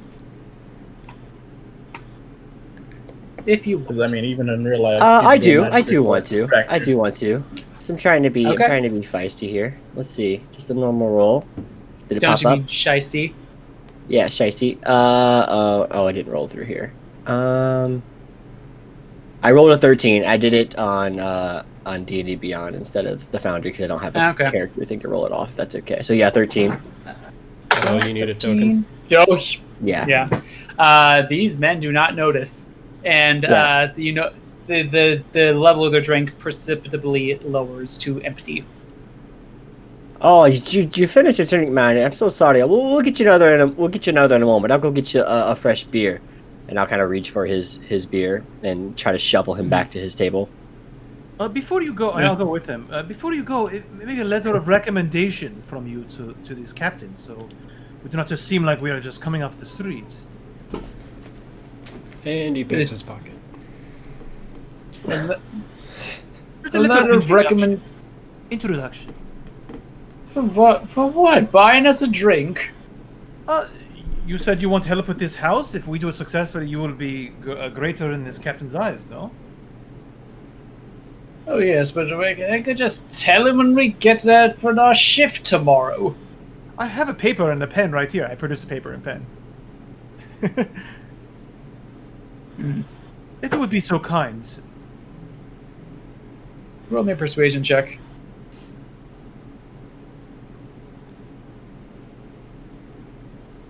Two 19s in a row. My God. All right. He looks over, but he seems rather impressed that you are carrying paper and pen on you, which is not a very common thing to have. All right, then. And he will shove off like some of the nutshells on the table and start writing a letter. You know, I think you and the captain might actually get along. He's also quite the bookworm. And after a minute or so, he finishes off the signature with a flourish, and he rolls it up and hands it to you. For all the good it'll do you. Well, now I know his writing is signature, so yeah. I give him a bow. You are most generous and very wise. We shall take care of this problem for you. Trust in us. I keep the watch safe. You do a service to us all. Mm-hmm. I see And his drunk friend in the distance, and I'm a little sad that I couldn't get to him, but I had like a longing look as I go back to the table. Uh-huh. And you will notice that this the signature is of Bradley Jackson. Do we have a notes thing in here yet, or are we doing I like can write it down for you if you want me to. I've got him. Just the mutton chop guy with red hair. Is just the buzz. This is Mutton Chop. No, Mutton Chop. He's the I knew more that. well-spoken one. Note in. I was like, a Jackson's got to be with mutton chops. You can't have a Jackson be the buzzed blonde hair guy. So and you then guys I'll return to your. cancel the illusion, and so like the drink he left is now full, or however much he left in there. It's a good 2/3 full. Yeah, so- Rick, you are of the magical persuasion yourself? We gnomes, we study a lot of magic amongst all of us. I'm more of a manual worker myself, but me Gran, she taught me a few tricks. She taught me to little couple illusion tricks here and there. They don't do much, but they make for a good time every now and then. Interesting. Could you mind if I see it again? Of course, and I will cast it again. I pull out my little tiny bit of fleece and work it over and cast minor illusion, and I will create some fire works, the tiny ones that come out of the top of the beer, make it look like it's sparkling. Mm-hmm. No sound; they just kind of come out and just. Mm-hmm. That could be very useful. Can you make things like objects that seem valuable, or things like that? Probably could create a very simple look for valuable objects. I can also do minor sounds as well, and I cast it again and rub the fleece again, and right behind him, just whisper in his ear, I get a really weird voice behind him. I think I can do actual actual words, but if not, then no. Yeah, you can do words, but yeah. any visual is always static. It cannot be moving. Right. And I picture very pixelated too for some reason, really A minor. little bit. Yeah. It gets better when your proficiency goes up. Yeah. Fable is very genuinely intrigued by this, and you could almost see gears moving in his head as he thinks about the implications that you could do with such a talent. That's pretty much the extent of it. Mostly to, make you look one way and then and move the other. Interesting. Okay. Very very handy. You are quite the gnome of many talents, from hammering to illusions to slitting people's Achilles tendons. All right, that was perhaps got a little caught up in the moment there. That's not something I do regularly, but I am generally a very handy gnome to have around. That's not going away anytime soon, so. Yeah, you know what? Yeah, it's unfortunate, but here we are. Do you mind if I finish that drink? Oh, what's that? Finish the drink. Finish my drink? No, the drink that you stole. Yeah, of course. I dump whatever's left in my own and pass around if anyone else wants some more drink. I didn't really steal it. I guess I just stole it from Monterey, now that I think about it, but that's okay. Stole from the guard, I mean. Yeah. Okay. Well, I mean, to be honest with you, this story about the old house on the hill has been passed around for many months since I've been here. I don't know if there's anything of it, but it could be worth checking out. Tomorrow I have to check in with the Carpenters Guild, but tonight I think we just get some rest and try and figure out how the hell to go from here. I mean, we have a small child that we have to take care of. I think I don't know what your plans are, if you're from around here or if you are leaving tomorrow, or I have no plans. As I said, I have no resources left to me. I need. I'm from a very faraway port, and this is. I need. If we can go. They said there was a reward for this house, so if you guys would accompany me, that would be. Because I'm not so much of a warrior, so. Cool.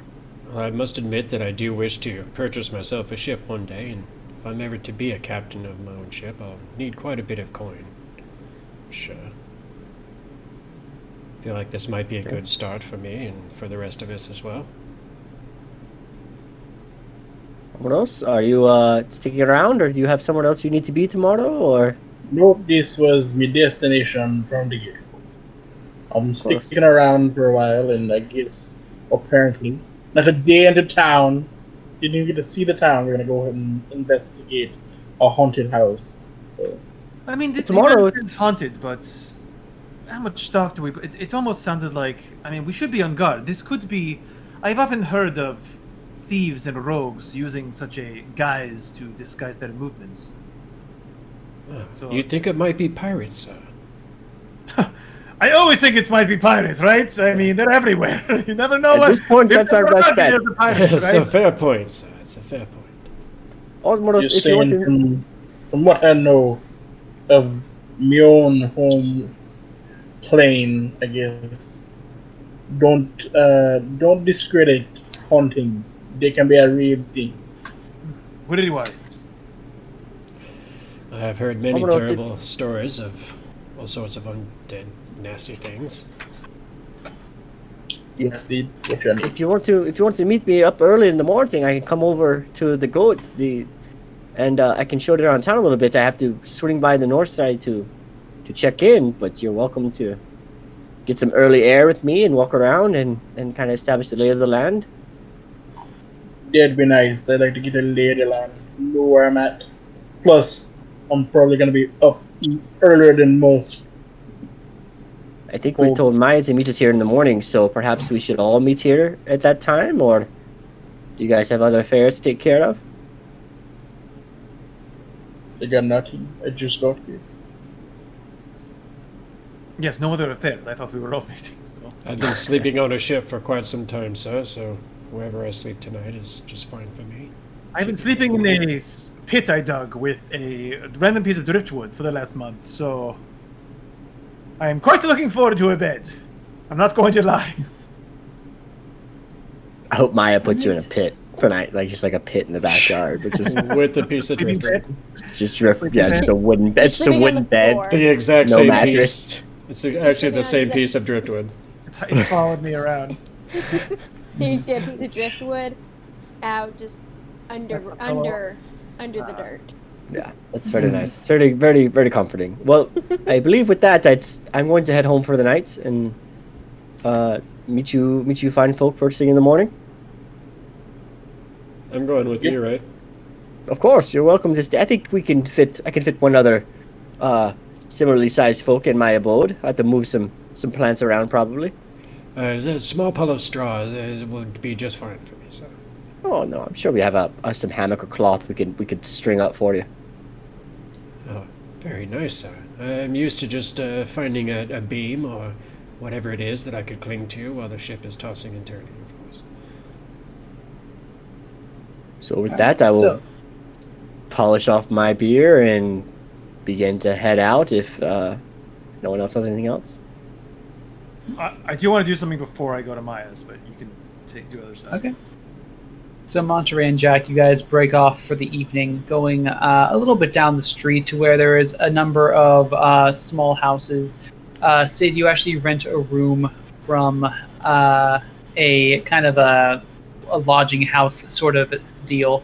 And so you climb up the stairs and you find yourself in your small kind of bachelor apartment, kind of one medium-sized room that has a bit of everything, the kitchen, the bedroom, all together. It's a studio. Yeah, that's exactly how I imagine Yeah. it. Oh, Well, it's there's like gonna be a- there's gonna be plants, everywhere, like that he maybe has found around to try and make it look kind of as organic as possible because that's where he grew up.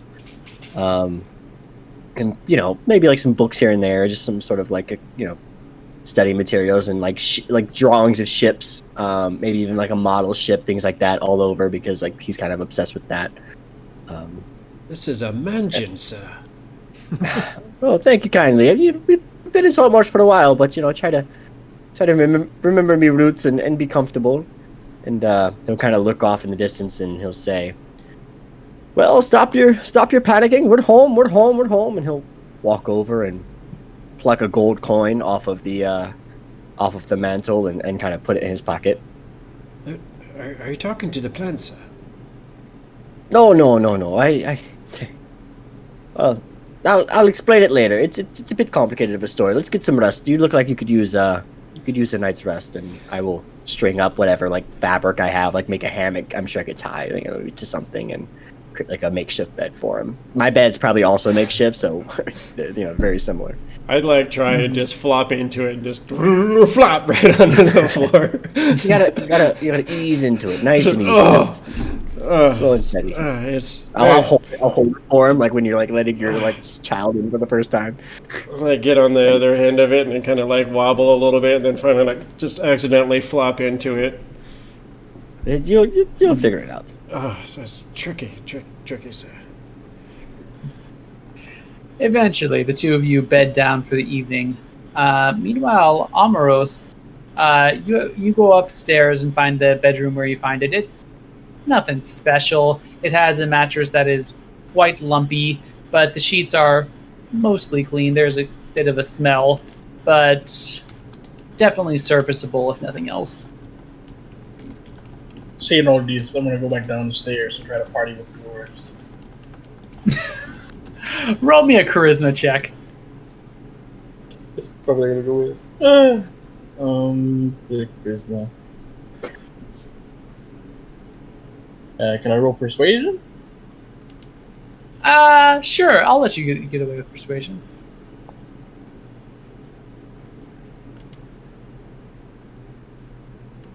$14. All right. Whether it be your rather furry form that matches a lot of their beards, they don't seem as antisocial to you as they do to the humans, and kind of take you under their wing as a bit of an outcast in this very human-dominated town. And you guys start swapping stories and sharing some beers, and you make a few. You have a good time of it. Yeah. Fable, what did you want to do?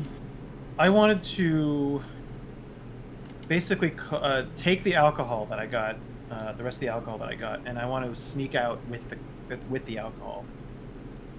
Okay, roll me just a sleight of hand check to get out with the mug.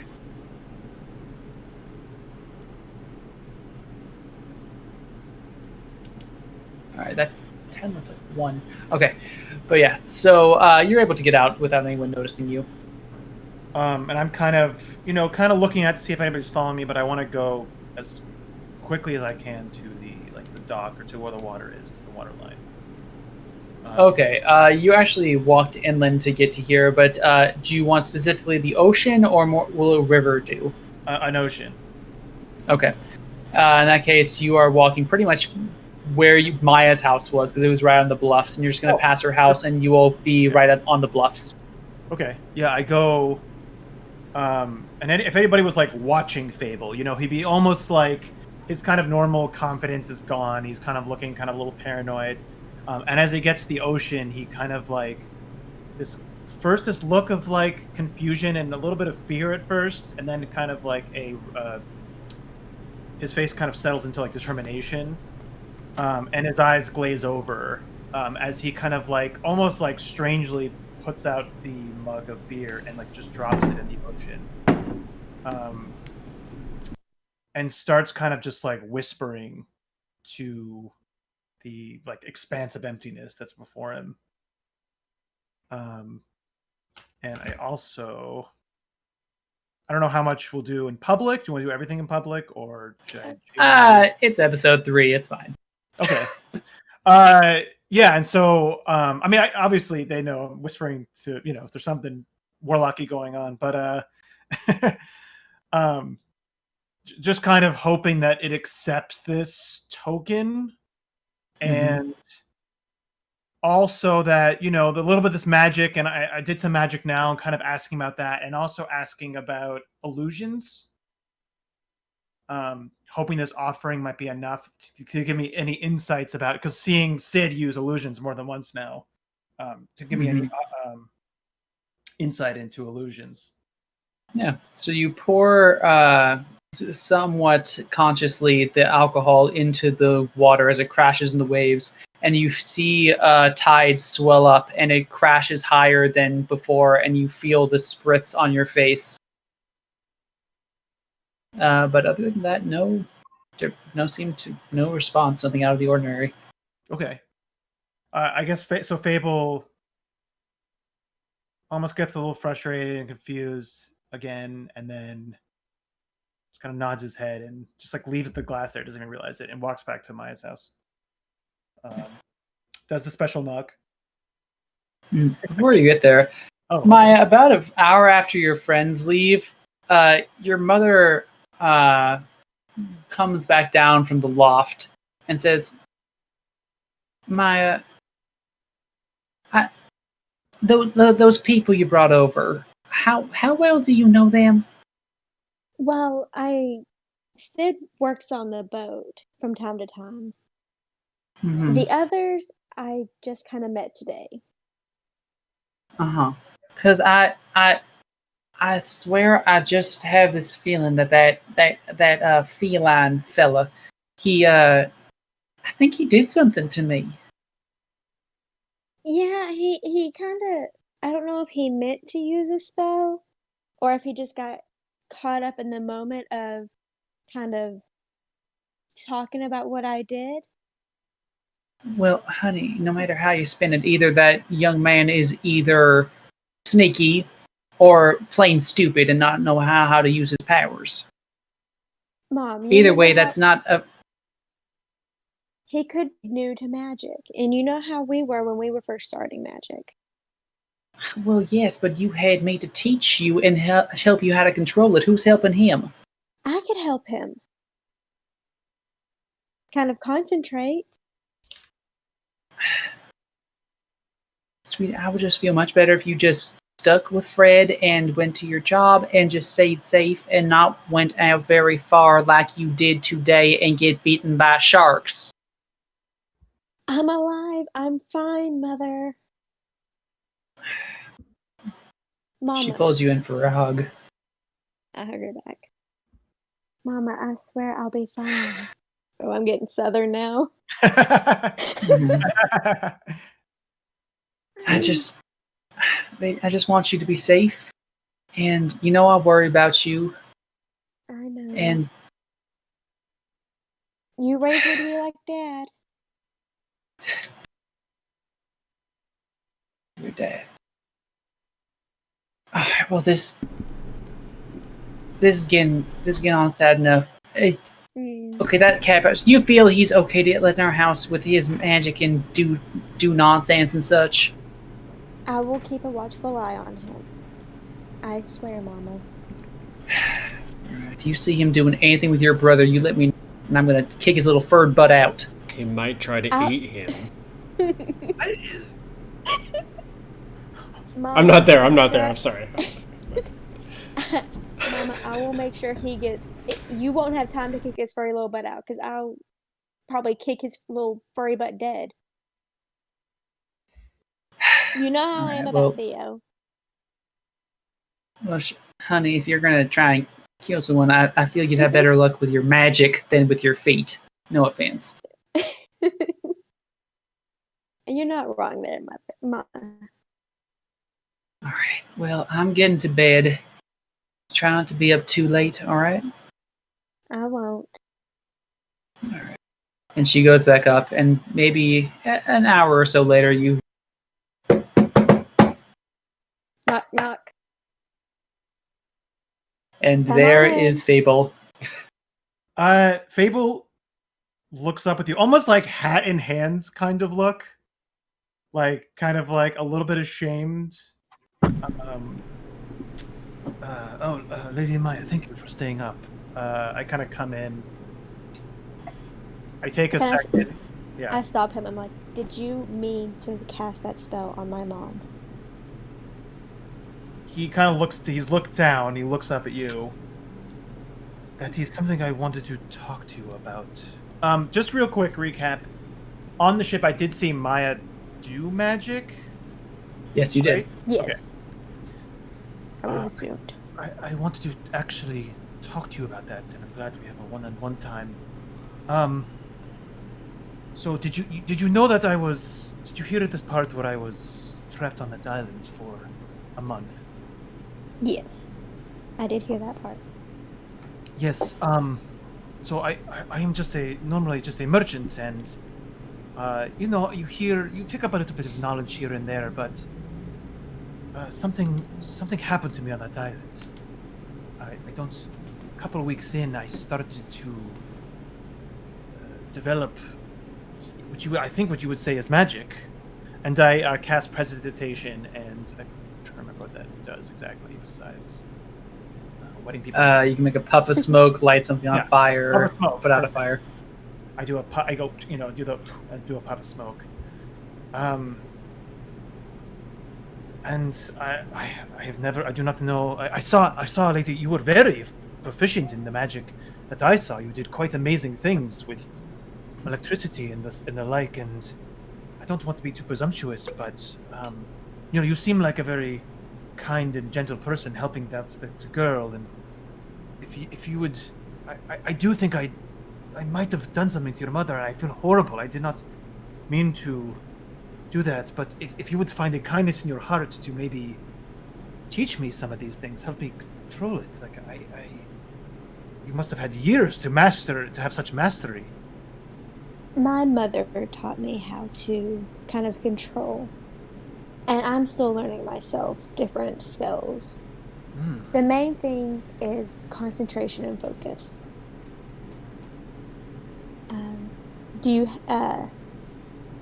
are you able to concentrate well enough on your spells? Because from the look of it, when you were talking to my mother, you are not. I mean, I can do this spell now pretty much at will. Do I know what spell that is? Do you I have don't know it? prestidigitation. Do I? She doesn't. That's a good... No. It is on the sorcerer list. Well, saying, okay, you don't quite recognize it. You're not quite sure what he's doing. Some spells are easier to cast and easier to focus on. Others do take more concentration and are harder to learn. And do you? I know I've seen wizards before. They study scrolls and books. Is that what you learn spells like that, or? I kind of turned my head. I'm like, I'm not a wizard. I'm a sorcerer. Ah. Do I? And I think sorcerers are well enough known, right? Like that. It's not. Yeah, the general class is mysterious, but there's room. I think that is something you are born with such abilities. Yes. Ah. Okay, that makes more sense. I do not know when I was not. This is a recent thing for me, so I do not think I was born like this. But maybe something. I ate a coconut on the island or something. I do not know. Well, how about we? I am bullshitting her right now, but I just want to say, obviously, completely bullshitting. If you know that, Connor. So I'll let okay. If I need to roll something, Can I roll some? Can I roll insight to see? Sure, go ahead and roll an insight, and we'll see if other rolls. Roll deception. Go ahead. Definitely the coconuts. I mean, it is. I would say though, like it is a half truth. I am like speaking in half truths. I don't know if that. But you've also very much lied about something. It's true. Yeah. Wow, low roll from Mr. Fable. Do I That's have not natural 19? Do I have birthday inspiration? Is it your birthday? It's my birthday today. Yes. Happy birthday! Fuck, I didn't even know. Oh, I'm gonna hold my beer. Sorry about that. Happy birthday! That's awesome. Happy birthday! Oh no, birthday inspiration is not a thing. So okay. thank you. I thought it might. No, I actually will give you. I will give you inspiration for the birthday as well as for doing that thing with the beer because that was cool. Okay. So I will give you inspiration if you want to use it. I do. Okay. I would like to not ruin my relationship with Maya at this point. That's a concern now after you cast a spell on her mother the first time you met her? Interesting. That was an accident. Yo, bro, Oh, let okay. me charm person your mom, yo. I mean, come on. Do I? Or no? Say it again, Ashley. You got cut out a little bit. Do I know anything about wizards? I mean, Being a spellcaster? you know that they cast magic. You know they are more of the study-ish variety, and their magic does not come naturally to them. Okay, so I should know it would come from a coconut. I'm not Use them. You've never heard of magic coming from a coconut. Can I have? I will advantage give on you that. Then? Well, I'm saying I said I don't know. No. Maybe I said maybe it came from me eating a coconut. I don't know where it came from. So Just you do would an know that he insight check. was wrong about that. Oh my god! Amazing. Okay. Oh, wow. So, Maya, there are some layers of BS being thrown your way. You're not. There are certain things since you outright beat him. I will say you believe him when he says that this is a recent thing, and he was not born with these abilities. So he is not like you in that way. But he is not definitely being forthcoming in how he started or the events that led to his new powers. Abel, I believe that you are new, but I need you to be honest on how you got these powers. Because I know you are lying to me right now. And before I can even let you sleep in here, I need to make sure you are safe and you're not going to harm my family. I would never harm your family. I am a victim here as much as you are with these pirates. How did you get your powers? He kind of looks beyond you, like super edgy. Like if I was on the bow of a ship looking into the horizon, like I'm looking off in the horizon, even though it's a house. I'm looking. 1,000-yard stare. Yeah, 1,000-yard stare. As I go, I saw something in the ocean, and I'm just like silent. It's like a heavy silence. I would say descends. What did you see in the ocean? Some type of being saved me. A god or something? I think he could be called that. Does Maya know anything about this from her time living under the water? You don't have much memories of your time under the water, and your mom has never encouraged you to ask about that time under the water. So this is new. You do not know what he is referring to. Okay, I believe you.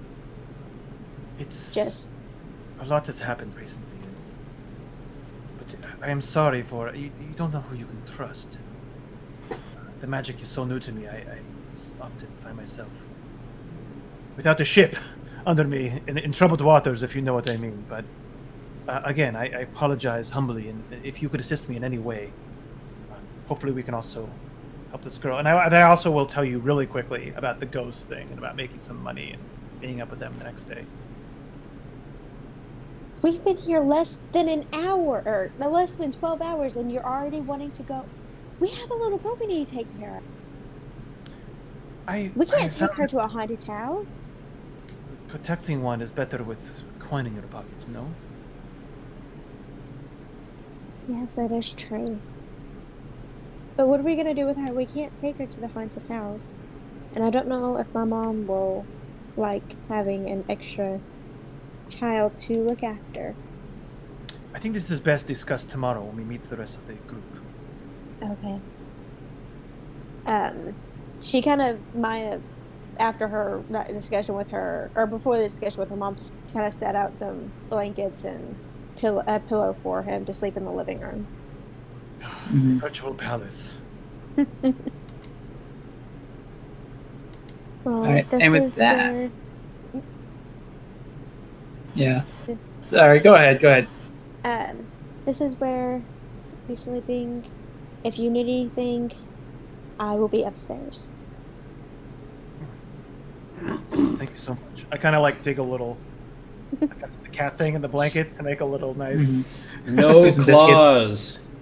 Yeah, No claws. I tell Just- this one all the time. No claws in my goddamn blanket, please. I'm also Thank you. used to like digging a pit every single night, so this is actually like I'm kind of like digging a pit as like it's programmed into me. but- This one right here. Every night. Kitty. And so, with both of you settling down for the night, we are going to take our break, and Good. before we wake up the next morning and see what happens. All right, so we are going to be right back here. Just give us 2 and 2. We're going to do all that party break, grabbing a drink, all that good stuff, and we will be right back for more of the Saltmarsh Legends. I can say it, I promise. Be right back. Yeah.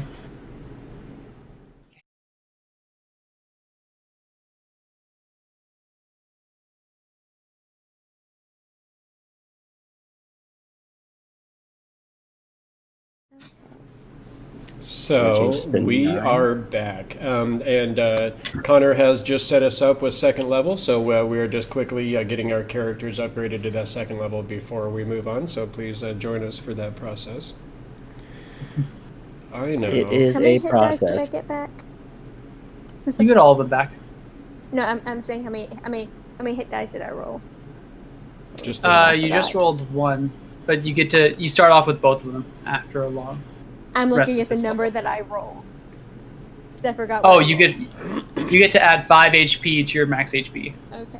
That's what I just clicked the bar and added that straight up. Is that normal? I think, right? Like Sure. hit points, I just change it to 9, That's what I or I did. change it to whatever mine is. I updated. You should be it. 10.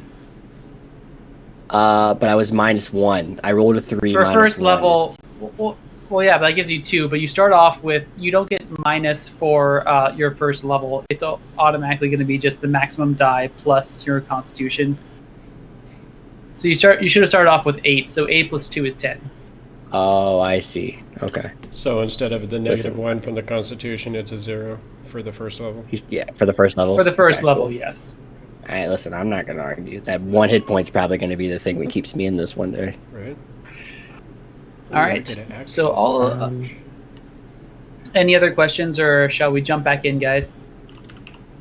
So add stuff. Just need to add my action surge real quick. We're also Okay, I just will- learning this Foundry system, so bear with us a little bit in that. But this system is so amazing, and I can't even talk enough about it. So morning dawns on the little town of Saltmarsh, with all of you in your respective bedding places. We have Omiros in the room above the wicker goat, appropriately. We have Fable and Maya in the cottage by the coast, and we have flatmates Syd and Monterey in a little bachelor studio. But before too long, everyone wakes up. Now, is there anything you guys would like to do before meeting up in front of the wicker goat? I'm gonna Yeah. talk to the little girl and try and give her a name that she liked. So I'm Okay. gonna kind of look at her. I'm like, okay, I have a couple of names in mind, and tell me if you like them or not. Is that okay?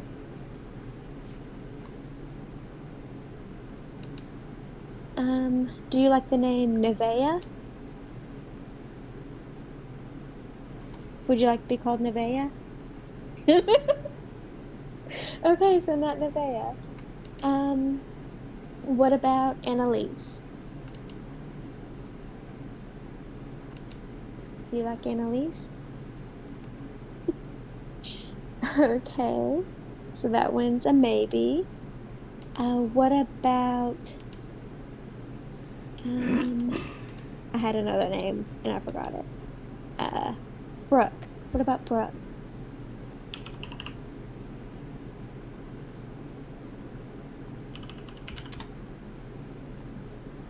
You like that one the most? Okay, so your name is Brooke. Would you like some breakfast, Brooke? Can I do I hear this? You do, yeah. Especially with you on the ground floor. Can I write out? We moved down to the table for this.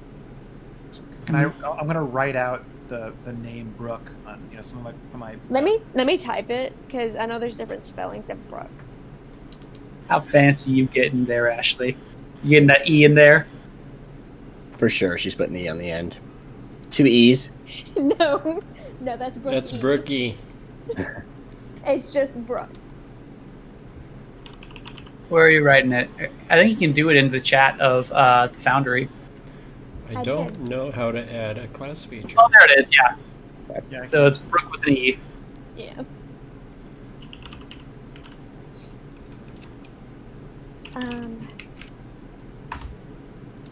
Is it okay if I start teaching you how to talk, Brooke?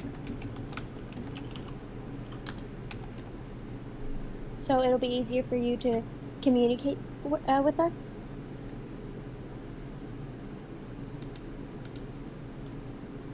We'll start off slow. It'll just be me and you. You don't have to speak with anybody else. She looks over at Fable, who's getting his stuff together by like the couch, and then back up where your brother is still asleep. We'll do it somewhere private where it's just me and you. Nobody will be around.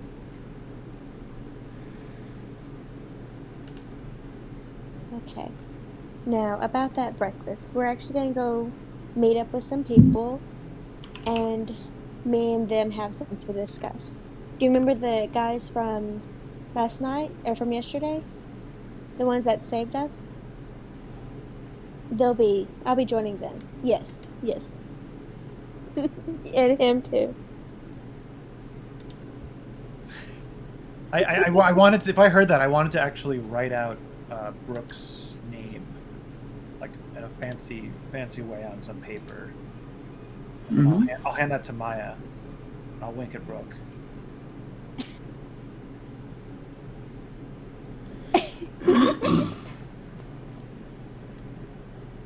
And then, does she know who he is, or she like? She definitely recognizes him. Well, like as like his name. His name's Fable. I just kind of point to him and be like, "This is Fable." I have taken the pleasure of your beautiful name. I have written it out for you so you can see how it looks on paper. You kind of show her. I don't know if she'll be able to read it. That is your name. You do notice that as she is looking at it, she is holding it upside down. Whoop! Turn it. Just let's flip it around. There you go. See, it's BROOKE.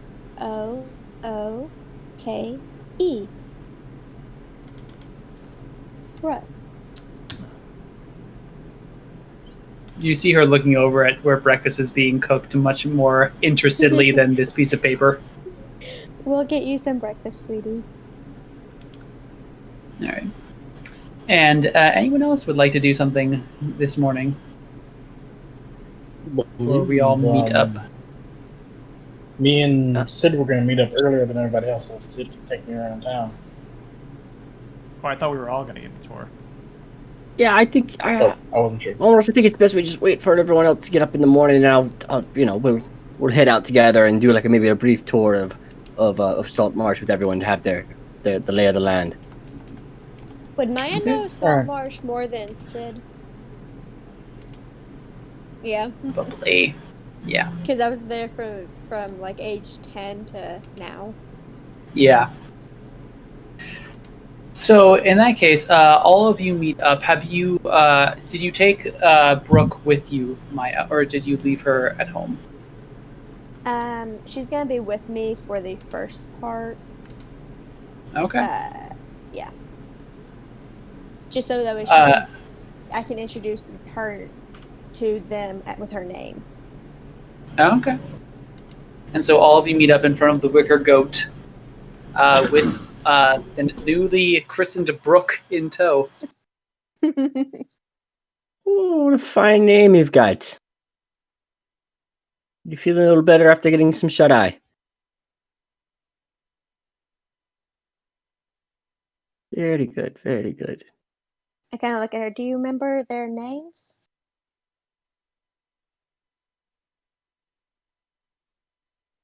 You. Mm-hmm. Mm-hmm. Mm-hmm.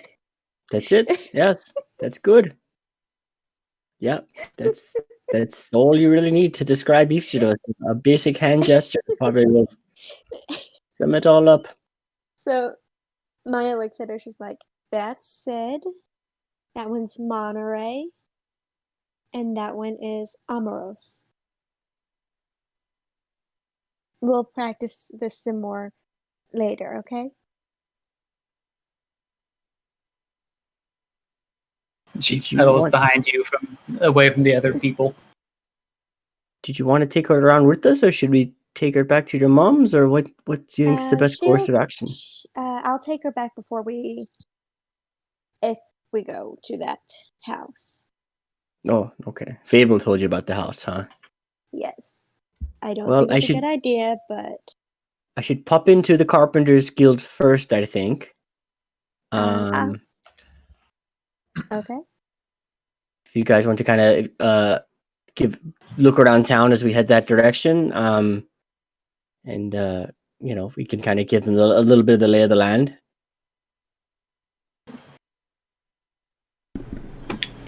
All right, so you guys begin walking around Saltmarsh. Starting off in the south side, you pass a bunch of buildings, which is where, Syd, you'd point out where your apartment is, sort of a collection of buildings in the center of Southside, before once more crossing over the Shark Tooth Bridge. And Omiros, you feel that same sensation as last night, just this sort of queasiness as soon as you set foot on this bridge. Roll me another Constitution saving throw. Goats and bridges, man. That's just there's a Wow. there's a story here we don't quite know yet. I feel like You better watch out for the dude that lives underneath this thing. Younger brothers. I'm not telling you about my younger brother. You don't Are they have any gruff? younger brothers. They got eaten by a troll. Are they gruffs? They're not alive anymore. Because apparently, as Monterey knows, they got eaten by a truck. But yeah, again, your stomach sort of flips a little bit, and your breakfast maybe doesn't agree with you. But as soon as you pass over the last bit of this bridge, it seems to go away. But in the meanwhile, Do you say anything about It's that? just like before we leave the bridge completely, I want to take a moment and say, hey guys, you keep going. I just need a moment to center myself. All right, so I'll catch up in just a second. And don't worry, no matter how far you go, I can catch up quick as a wind. Are you Miles okay, said, sir? "Are you okay?" Yeah, no, totally fine. Just need to center myself. Don't know if you guys know about this, but there's this thing called World Energy, shortened to about Key. It's a special thing. It takes lots of practice to sort of get to it, and I've been reinfused with it, reconnected with this World Energy, and it's setting me off balance. So I just need a moment to take time and cease the chaos, the swirling that is the energy within me. It's been a while. Fascinating. I'd like to discuss that further with you. I think we'd all try to connect to our World Chi right here at the base of this bridge. I whispered to Syd. Did he get into those mushrooms that you had? I don't think so. I mean, I could go for If a he pipe did, load myself right now. yeah, shame on him for not sharing with the rest of us. Let's You all gotta smoke mushrooms. take a moment to Y'all connect to our World can't Chi. have a child here, and you have What? to do that in private. Well, I I started am at a not very young age partaking in myself. any mind altering effects. Just move on and let me do my thing. Go away. Oh, okay, Wow. well, How rude. can we? I like turn the corner and like kind of stop and like just wait. I guess like because he's not from here and just see if like just take a casual moment here. yeah, Omiros, what are you doing? I'm gonna go ahead and first of all go back to that part of the bridge where I first felt the craziness to see if it happens Okay. again. Roll me a Constitution If nothing saving happens throw after is the minutes. same effects. Okay. No, it's happening. That's what I thought. This is happening. 12 this time. Okay, you're able to hold on to your breakfast, but it seems to come up a little further than the last time. We're gonna move over to the edge after, going. Okay. I go to the edge and just peer underwater to see if there's anything I can actually see that's affecting me. Roll me a perception check. Perception. Of course. 10. It's early morning, maybe a little before 8 o'clock in the morning. You guys got up quite early, and there's still a pretty good mist around the village. But you look down, you just see water flowing from the river on one side, the river inland on the other side, and it's just flowing, not particularly deep. You can't quite see the bottom. It's a bit murky, but nothing really stands out to you. And then, after looking in the water, there's no symbols or carvings of anything on the actual bridge that I can see. Now that you notice. No, that's alright. Alright, I'll shake my head and just be like, no, I don't get it, and I'm gonna go ahead and pop off after them. And as I do so, the people who are waiting, I guess Syd probably peeking his head out around the corner to keep an eye on me, can realize that I'm moving much faster than before. Quote unquote, I got a 10 feet increase in speed. So instead of the good old gallop of 35, I'm going 45, baby. Never seen you gallop. I've never seen you really move except for loaded on the ship. So. Oh, he's got a little dip and step. Are you ready to go? Are you feeling better? Yeah, all centered now. But you've been here for a while, right, Syd? And Maya, you were here from, I think. How long or two have you been here? How old is Maya? I forgot. Early 20s. Yeah. A couple of years now. I moved in this direction to get closer to the water. I've been here about 10 years.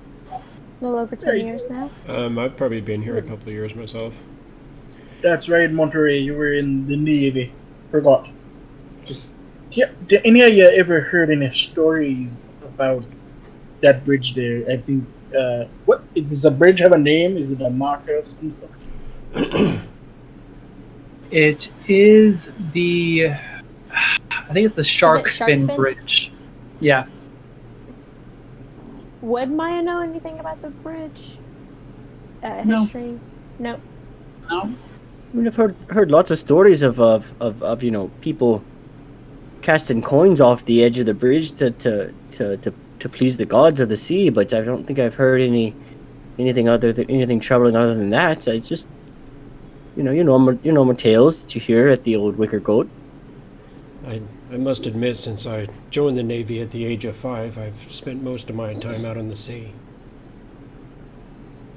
How old are you, Monterey? I've never had to judge the age of a fine mouse man like yourself.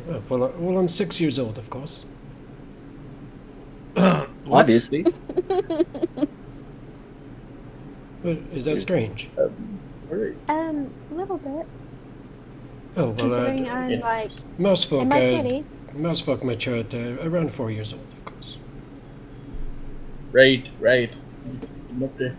All right. I'm just asking because, as I say, the whole infusion of ki into my body has been a bit hectic, and it seems for some reason maybe that might be reacting to something near that bridge. I didn't see it in when I was there, but that spot is giving me a mite bit of trouble every time I go over it. Well, perhaps on our way back we can stop and take a moment to investigate and make sure that it's centered in the world energy, as you called it, I believe. Yep, world energy, or for short, ki. Ki. Is this something because of magic or something? It's not like the arcane types, or even the connection to nature druids talk about.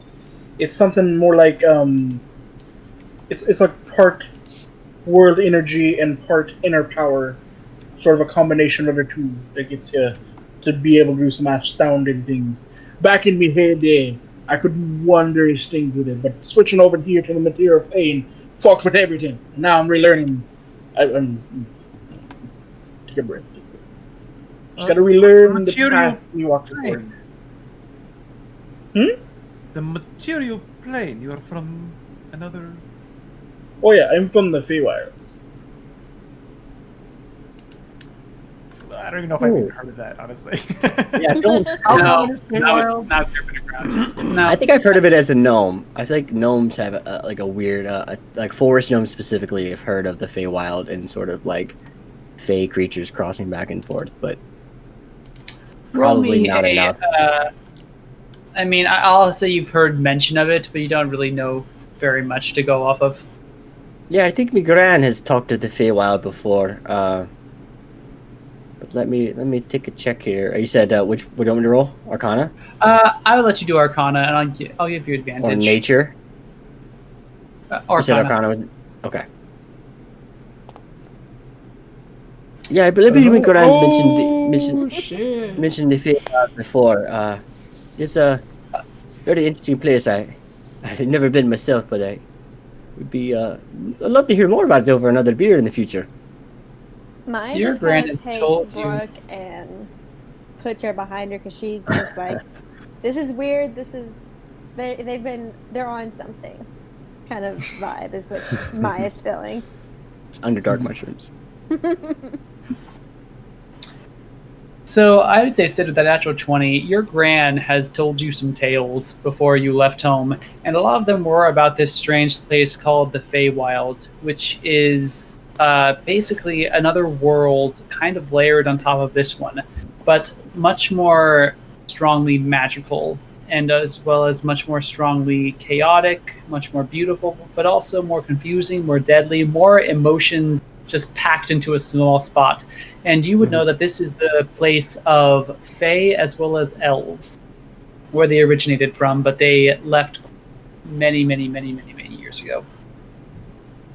I've got about 1 million questions, none of which we can answer right now. So let's circle back to that little nugget of knowledge, perhaps a little later, over some more pints of watered down beer at the old Wicker Goats. Does it sound good?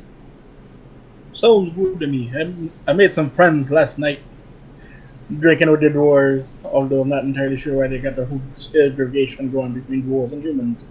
But if anyone knows how to party besides Satan, dwarves love me bearded brethren. Aye, they can throw down a pint for sure. That's never been questioned. Should we press on? Yep. Yeah, let's go. Aye, let's be off then. And you guys continue your tour. You show them the main general store, which is simply called Winston's Store, appropriately. You also point on some cliffs just a little bit north of Northside, which is the temple. Yes. As we go past the store, if there's any kind of cooking utensils or cookware in a window, I just stop and just fondly start dreaming of the galley I'm gonna have one day on my ship. And then after someone pulls me by my ear and drags me on, then I'm fine. Grab the tail and just start dragging you. Yeah. So you essentially show them the general store, the local temple. We'll say what's also over there. The blacksmith is over there, and also the Carpenters Guild. I gotta run in for the moment and check in with the old ball and chain, as we like to call them. What do I know? What rank I'm at in the Carpenters Guild? Am I the bottom, middle? Yeah, you're still apprentice, as you've been trying to prove yourself for quite some time. But the head of the guild, one Miss Jylar Kankelsten, a fellow gnome actually, seems to have a bit of a chip on her shoulder about you. No, it's not surprising. I have that effect on most people. Can you guys want to wait here? Or do you want to pop in for a second and look around? I got to I pop right check in. I think I can bring them in probably, right? With a member. It's open with business hours at this point. Yeah, this is Okay. where people actually go to secure jobs from the guild and put in requests, all that sort of thing. And as always, the guild is quite busy. You guys see that Syd goes in and he opens a door, which is interesting because it's a door, but it's only part of the door. It's a door for someone his size. And so he opens like the bottom half of the door, walks through, and then you guys look around, and for probably our Tabaxi friend and the Satyr, they have to open the second part of the door to open it to Just actually walk all in. the way through. Just walk in right Yeah. behind him. Mind your head. That's Gilar put those in. Oh, very nice work indeed. It's like go underneath the top door.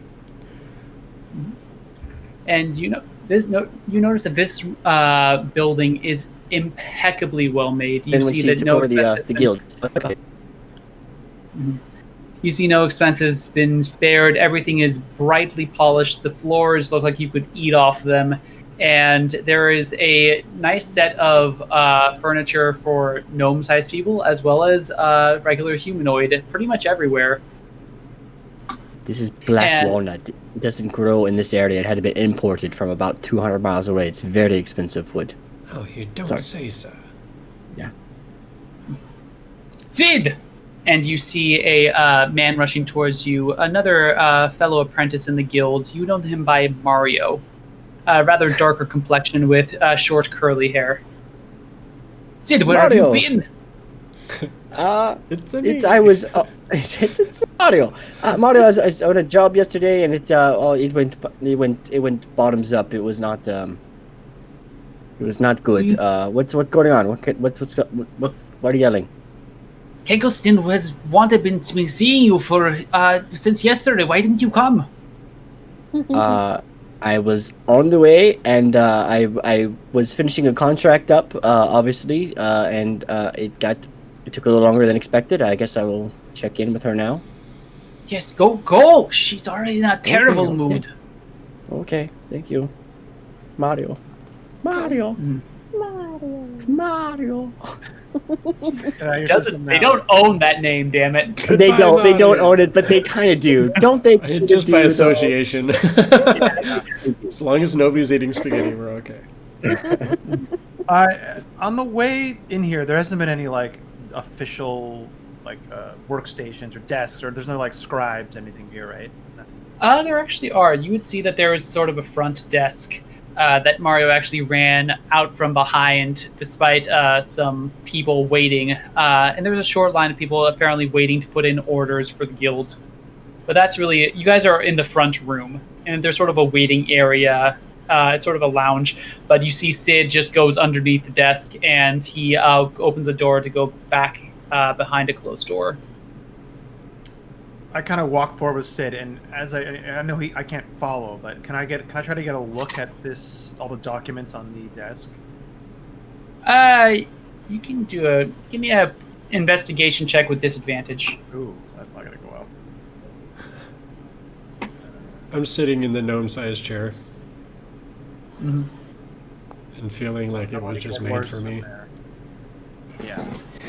Yeah, so you get a quick look, but your interest is noted, and Mario quickly comes back and kind of draws the papers, shuffles them up before going back to business with giving you a bit of a side eye. What race So is Mario? Syd, he is a human. Okay. So Syd, you go back behind a door, and you have a bit of a hallway where there are a couple of offices, workshops, all that sort of thing, and you go straight back to the door, dead center, and you know this is the office of the head of the guild, Gilar. Bop, bop, bop, bop, bop. Look, come in, don't keep me waiting. Gilar, so I apologize for being so late. I didn't get notice that you were looking for me until I got back to shore, and it was a very interesting contract I took yesterday. It was much more work than perhaps we were allocated for. More work, you say?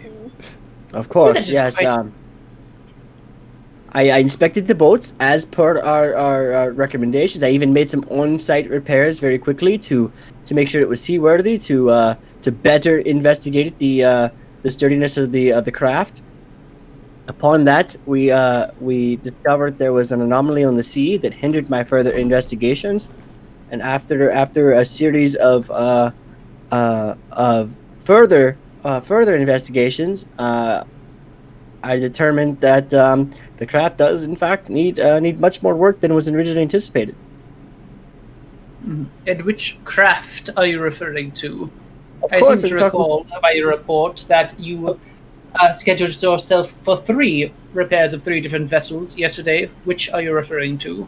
I wasn't able to proceed past Bronstone's boat. He's missing a rudder. Among us, other immediate repairs needed to the hull to make it seaworthy. And then we took a live investigation of the boat to make sure that, of course, that we were repairing it up to the standards that needed to be met. And then while we were on the water, we were actually attacked by pirates. And I wasn't able to make any other appointments that day because, pirates. So, am I to understand that you took on 3 contracts and you did not complete a single one of them? What was do I know the extent of the first contract with just Bronstone? To fix the boat. Was it to assess and repair? Because I only ever got Yeah. to the assess part. Okay. Yeah. Correct. Probably foolish of me to take on 3 contracts in one day, I will admit. But the Bronstone boats met with circumstances beyond my control and the guild's control, to be fair. And I performed my duty to the best possible extent that I could. And what am I supposed to tell the other 2 contracts who did not even get seen that day? You should tell them that I will, of course, make post haste and review and uphold my end of the contract. But I was dealing You with. would be doing no such thing, Mr. Syd. You clearly have bitten off far more than you can chew, and apparently cannot be trusted to manage your own schedule, let alone the repairs that are needed for seaworthy vessels. On the contrary, I think that what I've proven is that when I take on a contract, I see it fully, without any regard to other contracts, and that is the type of loyalty that I believe our customers would appreciate from the Carpenters Guild. Well, I'm sure they would appreciate it if they actually saw their carpenter attend their ship, but your grade is only 1 out of 3. Well, that's talk to Fred Bronstone, and that's one hell of a grade for the first one. Whether or not the other 2, can have a vote in this, say that's up to you. But, that's all I got to say on that matter. How much of this can we She- overhear? You hear her voice a little bit, but it's a little more wah wah wah wah wah because there are several doors between you guys and this office. Okay. I am afraid that I'm going to have to suspend you, Syd. One Well, that week. seems a little hasty. How about you let me speak to the other contract owners, and I will remedy the situation with them. I will go above and beyond their request and do it on my own time and my own dime. Well, you're welcome to do that if on your time off. And you can drop off your water-breathing potion on your way out. I trust you didn't use it as you didn't do the repairs. I actually, to be fair, I did do repairs on the first contract and thus were required to expend my water-breathing potion. And frankly, it's a little odd that Guild only supplies 1 water-breathing. You know what? Never mind. Not going to cross that bridge. Forget I said anything. The potion was expended because I did, in fact, perform repairs on the first contract. You were given 1 potion because it lasts for 24 hours. That's why I cut myself off there. I realized that as I was saying it. But that's, to be fair, that's a little risky to say like, hey, take this 1 potion and it's gonna last for 24 hours. When in fact, I did get heavily involved in my first contract right away.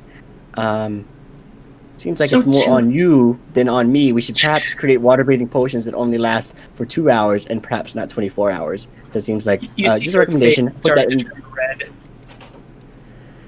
So you're trying to tell me that not only did you not fail to complete a single contract, you also utilized an extremely expensive resource to do so. Have you talked to Fred Bronstone? I believe I completed. Results! Okay. Good day. I'll see you in a week. 2 weeks. It's your loss. I'm gonna need you to come in on Saturday. Mm-hmm. Yeah, not gonna happen. I cut both of her hamstrings. I'm just kidding. I knew this was gonna be a thing. And you guys see Syd return from behind the door. Everything went well? She got Perfectly well. She got Perfectly kind of well. screechy on that. Are you sure I shouldn't stab Yeah, her? she just always communicates like that. It's like more of a. You just have to learn to work with her. Different strokes for different folks. Would you like me to cut? So- her? What? No. I'm free this evening to continue to show you, gentlemen, and my lady around the rest of town. Well, you know how to get around Maya. I don't have to show you anything. We're all good here. We can kind of we can skedaddle. We can move on. Can I check and see if he's lying? You can do an insight check if you want. Syd, roll deception. I don't think I lied. I mean, the deception and persuasion, they're different, so it doesn't matter. I fully believe him. I'm just ready to go stab this lady if he wants me to. You said Ooh, whose one is that? deception, That's mine. normal. No, that's not. Okay. 17? No, you're a 14, sir. Did I? What I roll? She was the 17. You were the 14. I was a 17. Oh, okay, shit. Never mind. Yeah. I was like, damn, that's actually pretty. I had a really great modifier because Maya's I didn't think I had any killing charisma it. at all. I know Maya's killing it on the rolls. Yeah, Maya, you get the feeling that he is he's sweating a little bit, and he is fidgeting a little bit, but nothing too drastic. I just kind of look at him, giving him a kind of a look, saying, "I know you're lying, but I'm not gonna say anything." Kind of look. He'll kind of say, like return like a thank you, like the weird The nod. relieved thank you kind of where it's like, On the way out, I just kind of do the "I'm watching you" thing to the boss's general direction. Oh, you haven't seen her the entire time. I know. I just do it. Yeah, To the, Mario just. I just do it to the door. I was like, what the hell, man? What did I do? So should we continue to like produce around town, or is there something you guys wanted to check out? I am curious about this potential haunted house, and the captain said there might be a reward for us. Should we go to the tower and talk directly to the captain, or should we Yes, that's Just- what I think. That's Probably what the best idea. make sure we're going to actually get paid for the work we're going to do? Oh, Otherwise, it's just Before we go tromping around the tower to talk about this, what we gonna do with the girl? Well, y'all go talk to the captain. I'll go take her back to my place and have my mom look over her. Is mom that okay the with- plan in general? Oh, to be fair, she might be the most competent of all of us, mind you. And whatever the hell happened there. She was also prisoner on the ship. She is definitely strong. I think that we cannot think she can take care of herself completely if pirates come after her. It's not saying she's not stronger in it. I'm just saying the general plan. Like, is this girl gonna follow us all the way around no matter what we're doing, or are we gonna? Oh, is she gonna I'm live gonna at home take with her. his mom now? I'm taking care of her right now. I mean, do you I don't remember? know. I'm like, is that the future plan in general for you to take care of the random child you come across? Yeah. This one seems to be a little special, so you do remember that she blew up 2 pirate ships, yes? I thought that was the necklace. Clearly she Well, had she some did sort of shatter effect. the necklace, which was obviously magical, so there's something there, right? And she did survive that blast. Regardless, it's clearly Maybe we all survived that blast. Oh, it's clearly She was right next to it. I would pledge my life on her safety. No harm will befall her. clearly it's untempered power. So perhaps while we respect how strong she is, we just maybe don't bring her to every single place that we go to, and it's That's still what a I'm child, saying. regardless You of how guys are strong she is. Yeah. You guys are making points about how, you need to protect her and stuff like that. But also remember that, as unfeathered power goes, it can be dangerous. And you said you're gonna leave her with your mom and you're taking care of her. My We don't mom really know raised- anything about her. My mom raised me to control my powers. It's And my great. That brothers- was you. That was your mom. That was I you was and your not mom. done bro. speaking. You will not interrupt me. I've been interrupted plenty of times already, so I think it's fair. I believe my mom can handle her. All right, I'm just looking out for your mom. I don't think we should leave the child with anyone. I think we should take her with us. To haunted- If the pirates come to to the- your mother's house, what would she do against them? She did train me, and I'm still learning. She's a sorcerer as well. She can handle She's herself. not. Oh, she's not. She's not particularly powerful. Oh. You Yeah, know I that. meant- I meant she was just a sorcerer, not powerful. I didn't mean to say powerful. Yeah. Okay. Hey, kids always I think would their parents say- are powerful. I will say, Maya, you remember that when you first moved here, your family was not particularly welcomed being non-humans, but there was one person who took you in, and that was Ada Oland. She is one of the well-to-do people, owns a lot of land, a lot of fishing boats, and she is on the council of Saltmarsh, and it is possible that she will take in this girl if you present your case to her, if that is something you'd be interested in. Okay. Your I'll write mom that would down. have brought this up as well if she had thought Yeah. of it. I will write that down. And then I would just hate if some kind of trouble came to your home. If they came searching for this girl. Well, if you're talking about keeping her safe and everything like you guys are, why not? Now I feel like we should take her with us to the tower and report everything to the guardsmen, right? Because then they could protect her. So if we're gonna be doing mercenary work or anything, any type of work to get money for our various interests, it's not really the best to have a child taken along. did Maya know about the mercenary part or just the haunted house part? I don't think anyone mentioned mercenary while you were there. Okay, Probably so up to she just probably kinda up to looked. Fable. Did you tell me about mercenary or just the haunted house? Well, the haunted house was the mercenary work, so I just mentioned the haunted house. Didn't say there was Maya would payment. not- Yeah, payment mostly. Yeah.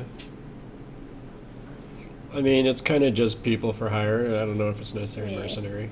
Well, I just wanted be- to I go to suppose the that's tower perspective. to see what it was To be- about, not to. Of course, would not bring a child to some type of possible be fair- hunting or rogue's nest. We don't know anything at this point, right? We've only been talking amongst ourselves and a drunk guardsman in the tavern. Yes. We don't know if it's work. We don't know if it's mercenary work. We don't know if we're getting paid for it. So, perhaps we just go and see if it's legit. And if it is, we could decide if the girl should tag along or not after that. It may not be nothing, and we just continue on our way. Okay, so with that in mind, I'm saying, are we gonna report and tell the guardsmen about the fact that we have a small child who was a or a slave or captured on a pirate ship? We're gonna tell anyone, or we're just gonna take it on ourselves? Correct. That's No. a great question. I'm No, we're not gonna tell anyone. I don't think we should. Maya's really protective and scared of who to about this. I feel like we should keep this a secret. She's very close. She's apparently doesn't trust a lot of people at all.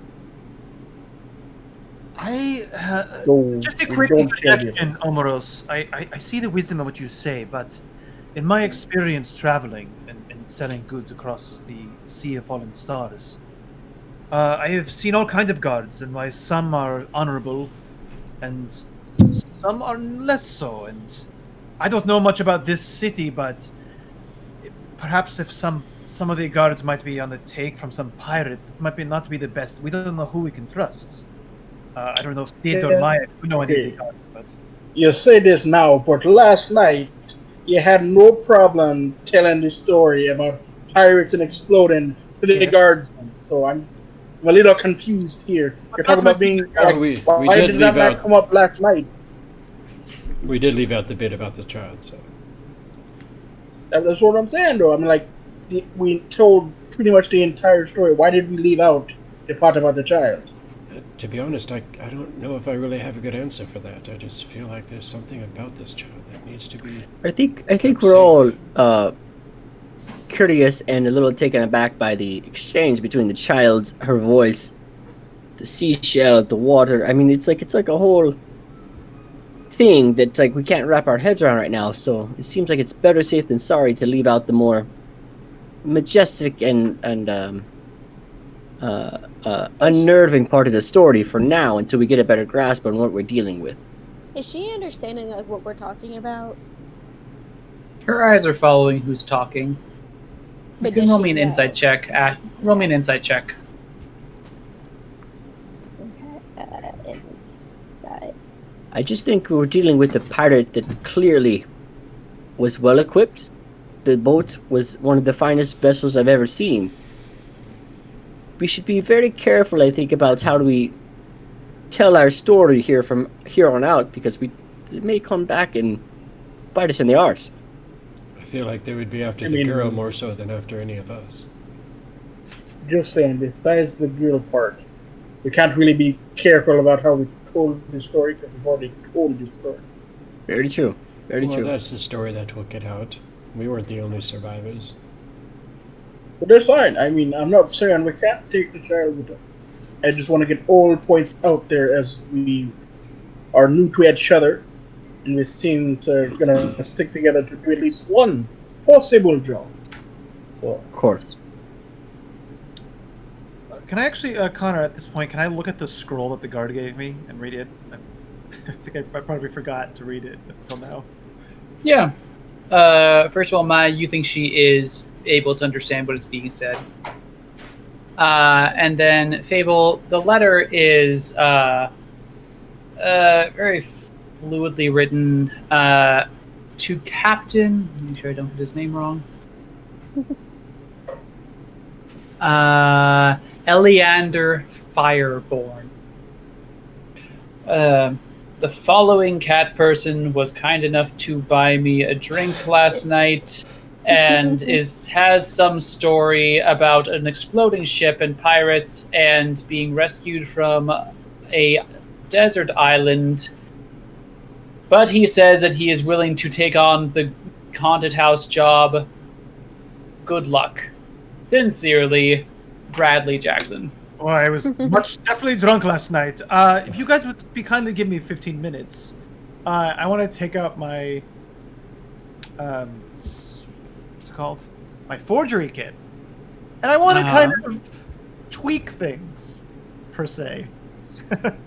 Kind of leave out the story part, more talk about how we look like competent adventurer. Just kind of obfuscate that and just kind of change a little bit so it just would come off as just a positive thing, not as this crazy story in the island. Yeah. Okay. I will say not much of this was complimentary, so you may be better off just starting from scratch. You're right. Actually, just copy a signature. Just copy the signature. Copy the signature. You're right. I don't know. Control-Alt-Delete. Yeah. Nothing too. Just short and sweet. Just like met these adventurers. They seem competent. bought us drinks. We know Syd.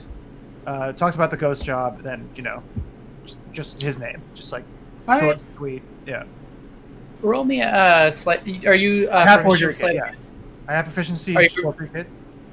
Yeah. So go ahead and roll that proficiency plus Dex on a roll. Okay. And I can't seem I to think- roll it from my toolbar. Do you have sleight of hand? Yeah. Are you that's like- proficient? Yeah. I'll just do that. It'll be the same thing. Yeah. In the meantime, we're just all I actually going at wanted it. to. I suppose about talking about the child. Yeah, well, I wanted to say something real quick too, but I didn't want to interrupt. Fable, you were able to produce a relatively competent note with your kit and your skills. Go ahead, Monterey. It seems like we've been kind of, discussing what it is we're going to do with this girl, but we haven't stopped to ask the girl what it is that she wishes to do with herself.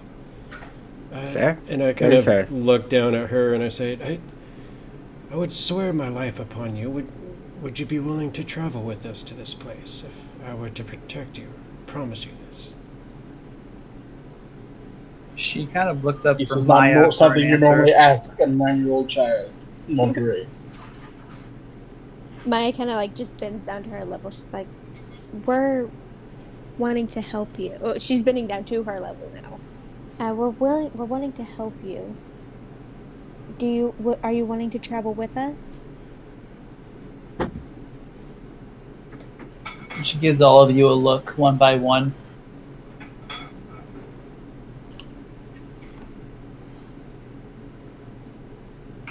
Okay. And she grabs onto your hand. She's like, shit, this is what I got stuck with. Of all the possible character Yeah, creations and racial feats that could have been created, this is what I got. All right, here we are. Yeah. I see the She matter murmurs is- outside of her mouth, "I don't see a healer." Yeah. Literally 0 clerics. This is Does what we got anybody to know No clerics, I mean, I guess. I guess I'll start going to night school or something. Yeah, she's going to be our cleric, guys. Don't worry about it. Yeah. Dear God, we can all hope you get revivified very quickly. I just kind of look at her for a moment and then just kind of nod and say, "Seems the matter is settled then." Shall we go see if this is a real adventure? A job that can I promise think us it's coin? best before we do any work we might not get paid for. Yes, let's just go to the tower. I have the notes from the guard. The very complimentary one at that. What You were guys you- saw me all writing. the What whole were you time. scribbling over? I don't even know if I want to roll to know. I'm just gonna assume you're just. Yeah, I wasn't editing. hiding it from you. Yeah, Yeah, I just at this that. point I don't think I care, honestly. Yes, from the guard you met last night. Why do you say that like air quotes? We did meet the guard. I actually have no No, idea then that no, he's then just no. forged this thing, and I totally believe that it's from the guard. To the, So you guys to continue. the- Yeah, sorry. Go ahead. Yeah, you continue across the tower, and Omiros, I need the Constitution saving throw again. Bridge is the only one fucking bridge in this entire. There area. is only one bridge need in to this figure in this town. Can we just face this I troll? really need You to just figure out what the vomit? hell's going on. You just Just vomit and get it over with. Can we just face this troll down? eventually you'll Ooh. fail it. And He then- vomited. There Okay. you go. There you go. Yeah. You up, Chuck Omiros. You lose your breakfast. Oh, sir. That was, Why do you got tin cans in there? What have you been eating? that was unexpected and unnecessary, sir. Gotta rub his back. All right, You let it Maya out. kinda Let just it out, laddie. turns, Not work sure if around. that was racist or not. The tin can. But yeah, no. It's The tin can getting thing. ridiculous. There's one fucking bridge in this place. Every time in this spot. something Right in this makes me spot. feel Right Just- in this It's Just not know quite this a bridge. spot. It is more the bridge itself rather than one spot on the bridge. Have you done I Sorry, say something? you- this under spot, the but I bridge. mean the bridge. Have you done something offensive to this bridge, sir? We did. Oh. She froze for me. What? Yeah, she froze for me too. Oh, Maria. No, she froze face. Someone quick, screenshot her. Do you have this effect on when you're in the water? Omiros.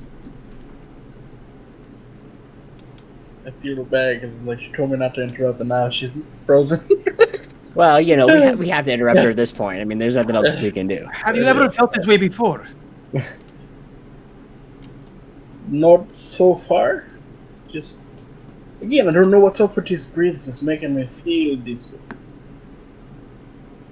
I saw you run across a bridge during combat. Never you worry, I cannot believe it would be your constitution. No, this is something. This is an outside influence working on me. So I mean, the feeling is not a good feeling. So something's wrong. Something. You know what? I can't. No more of this. I'm actually gonna hop over into the fucking water. Okay. For you, it's about armpit deep or so. So you're in water. I'm just gonna like look underneath the bridge or something, or just feel around, see if I hit anything or anything stands out to me that's making me feel this way. Because it's only affecting me. It is only affecting you. Roll me an investigation check.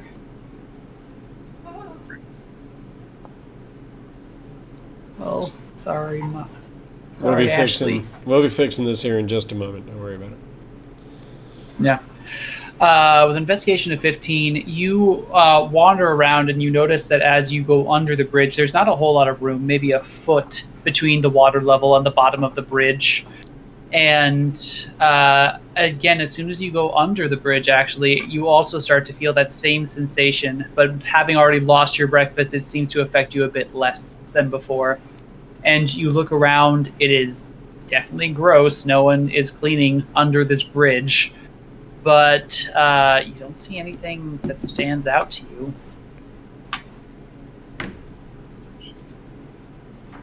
I think there's a little bit of your breakfast beside you there. I start cleaning it with magic.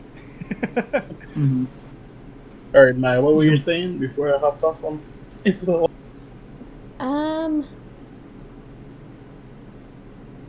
Oh, weren't we gonna do weren't we gonna investigate this bridge the next time we were gonna cross it? He did, yeah. We were going to, and then Yeah. he vomited on it already. Okay. So And then he started digging around in the vomit. That was the investigation. No, yeah, then he just he jumped off into the water. No, he's looked around under the bridge, but he has found nothing of note. Could be like Sure, magical back up. or something. Some Do sort I of- feel any negative key energy around this bridge? No, you're fine. Is the feng shui off Sing- or something? So, thing is, he's not actually attuned to key, but I am. Can I actually see if I can feel any weird vibes coming from this? No, Oh, roll me a wisdom check. If only we had a Not a cleric. saving throw, just a check. Okay. You start to take in the natural energy of this place as much as you can tolerate, with it being obviously pretty offensive to you. And you get the feeling that it's not to do with ki.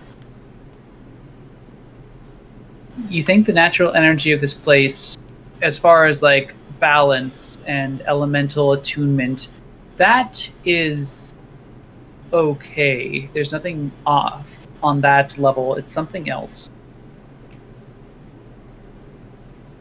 But you're not sure what. Alright. Omiros, can you want to continue on, or do you want to stop here for a moment?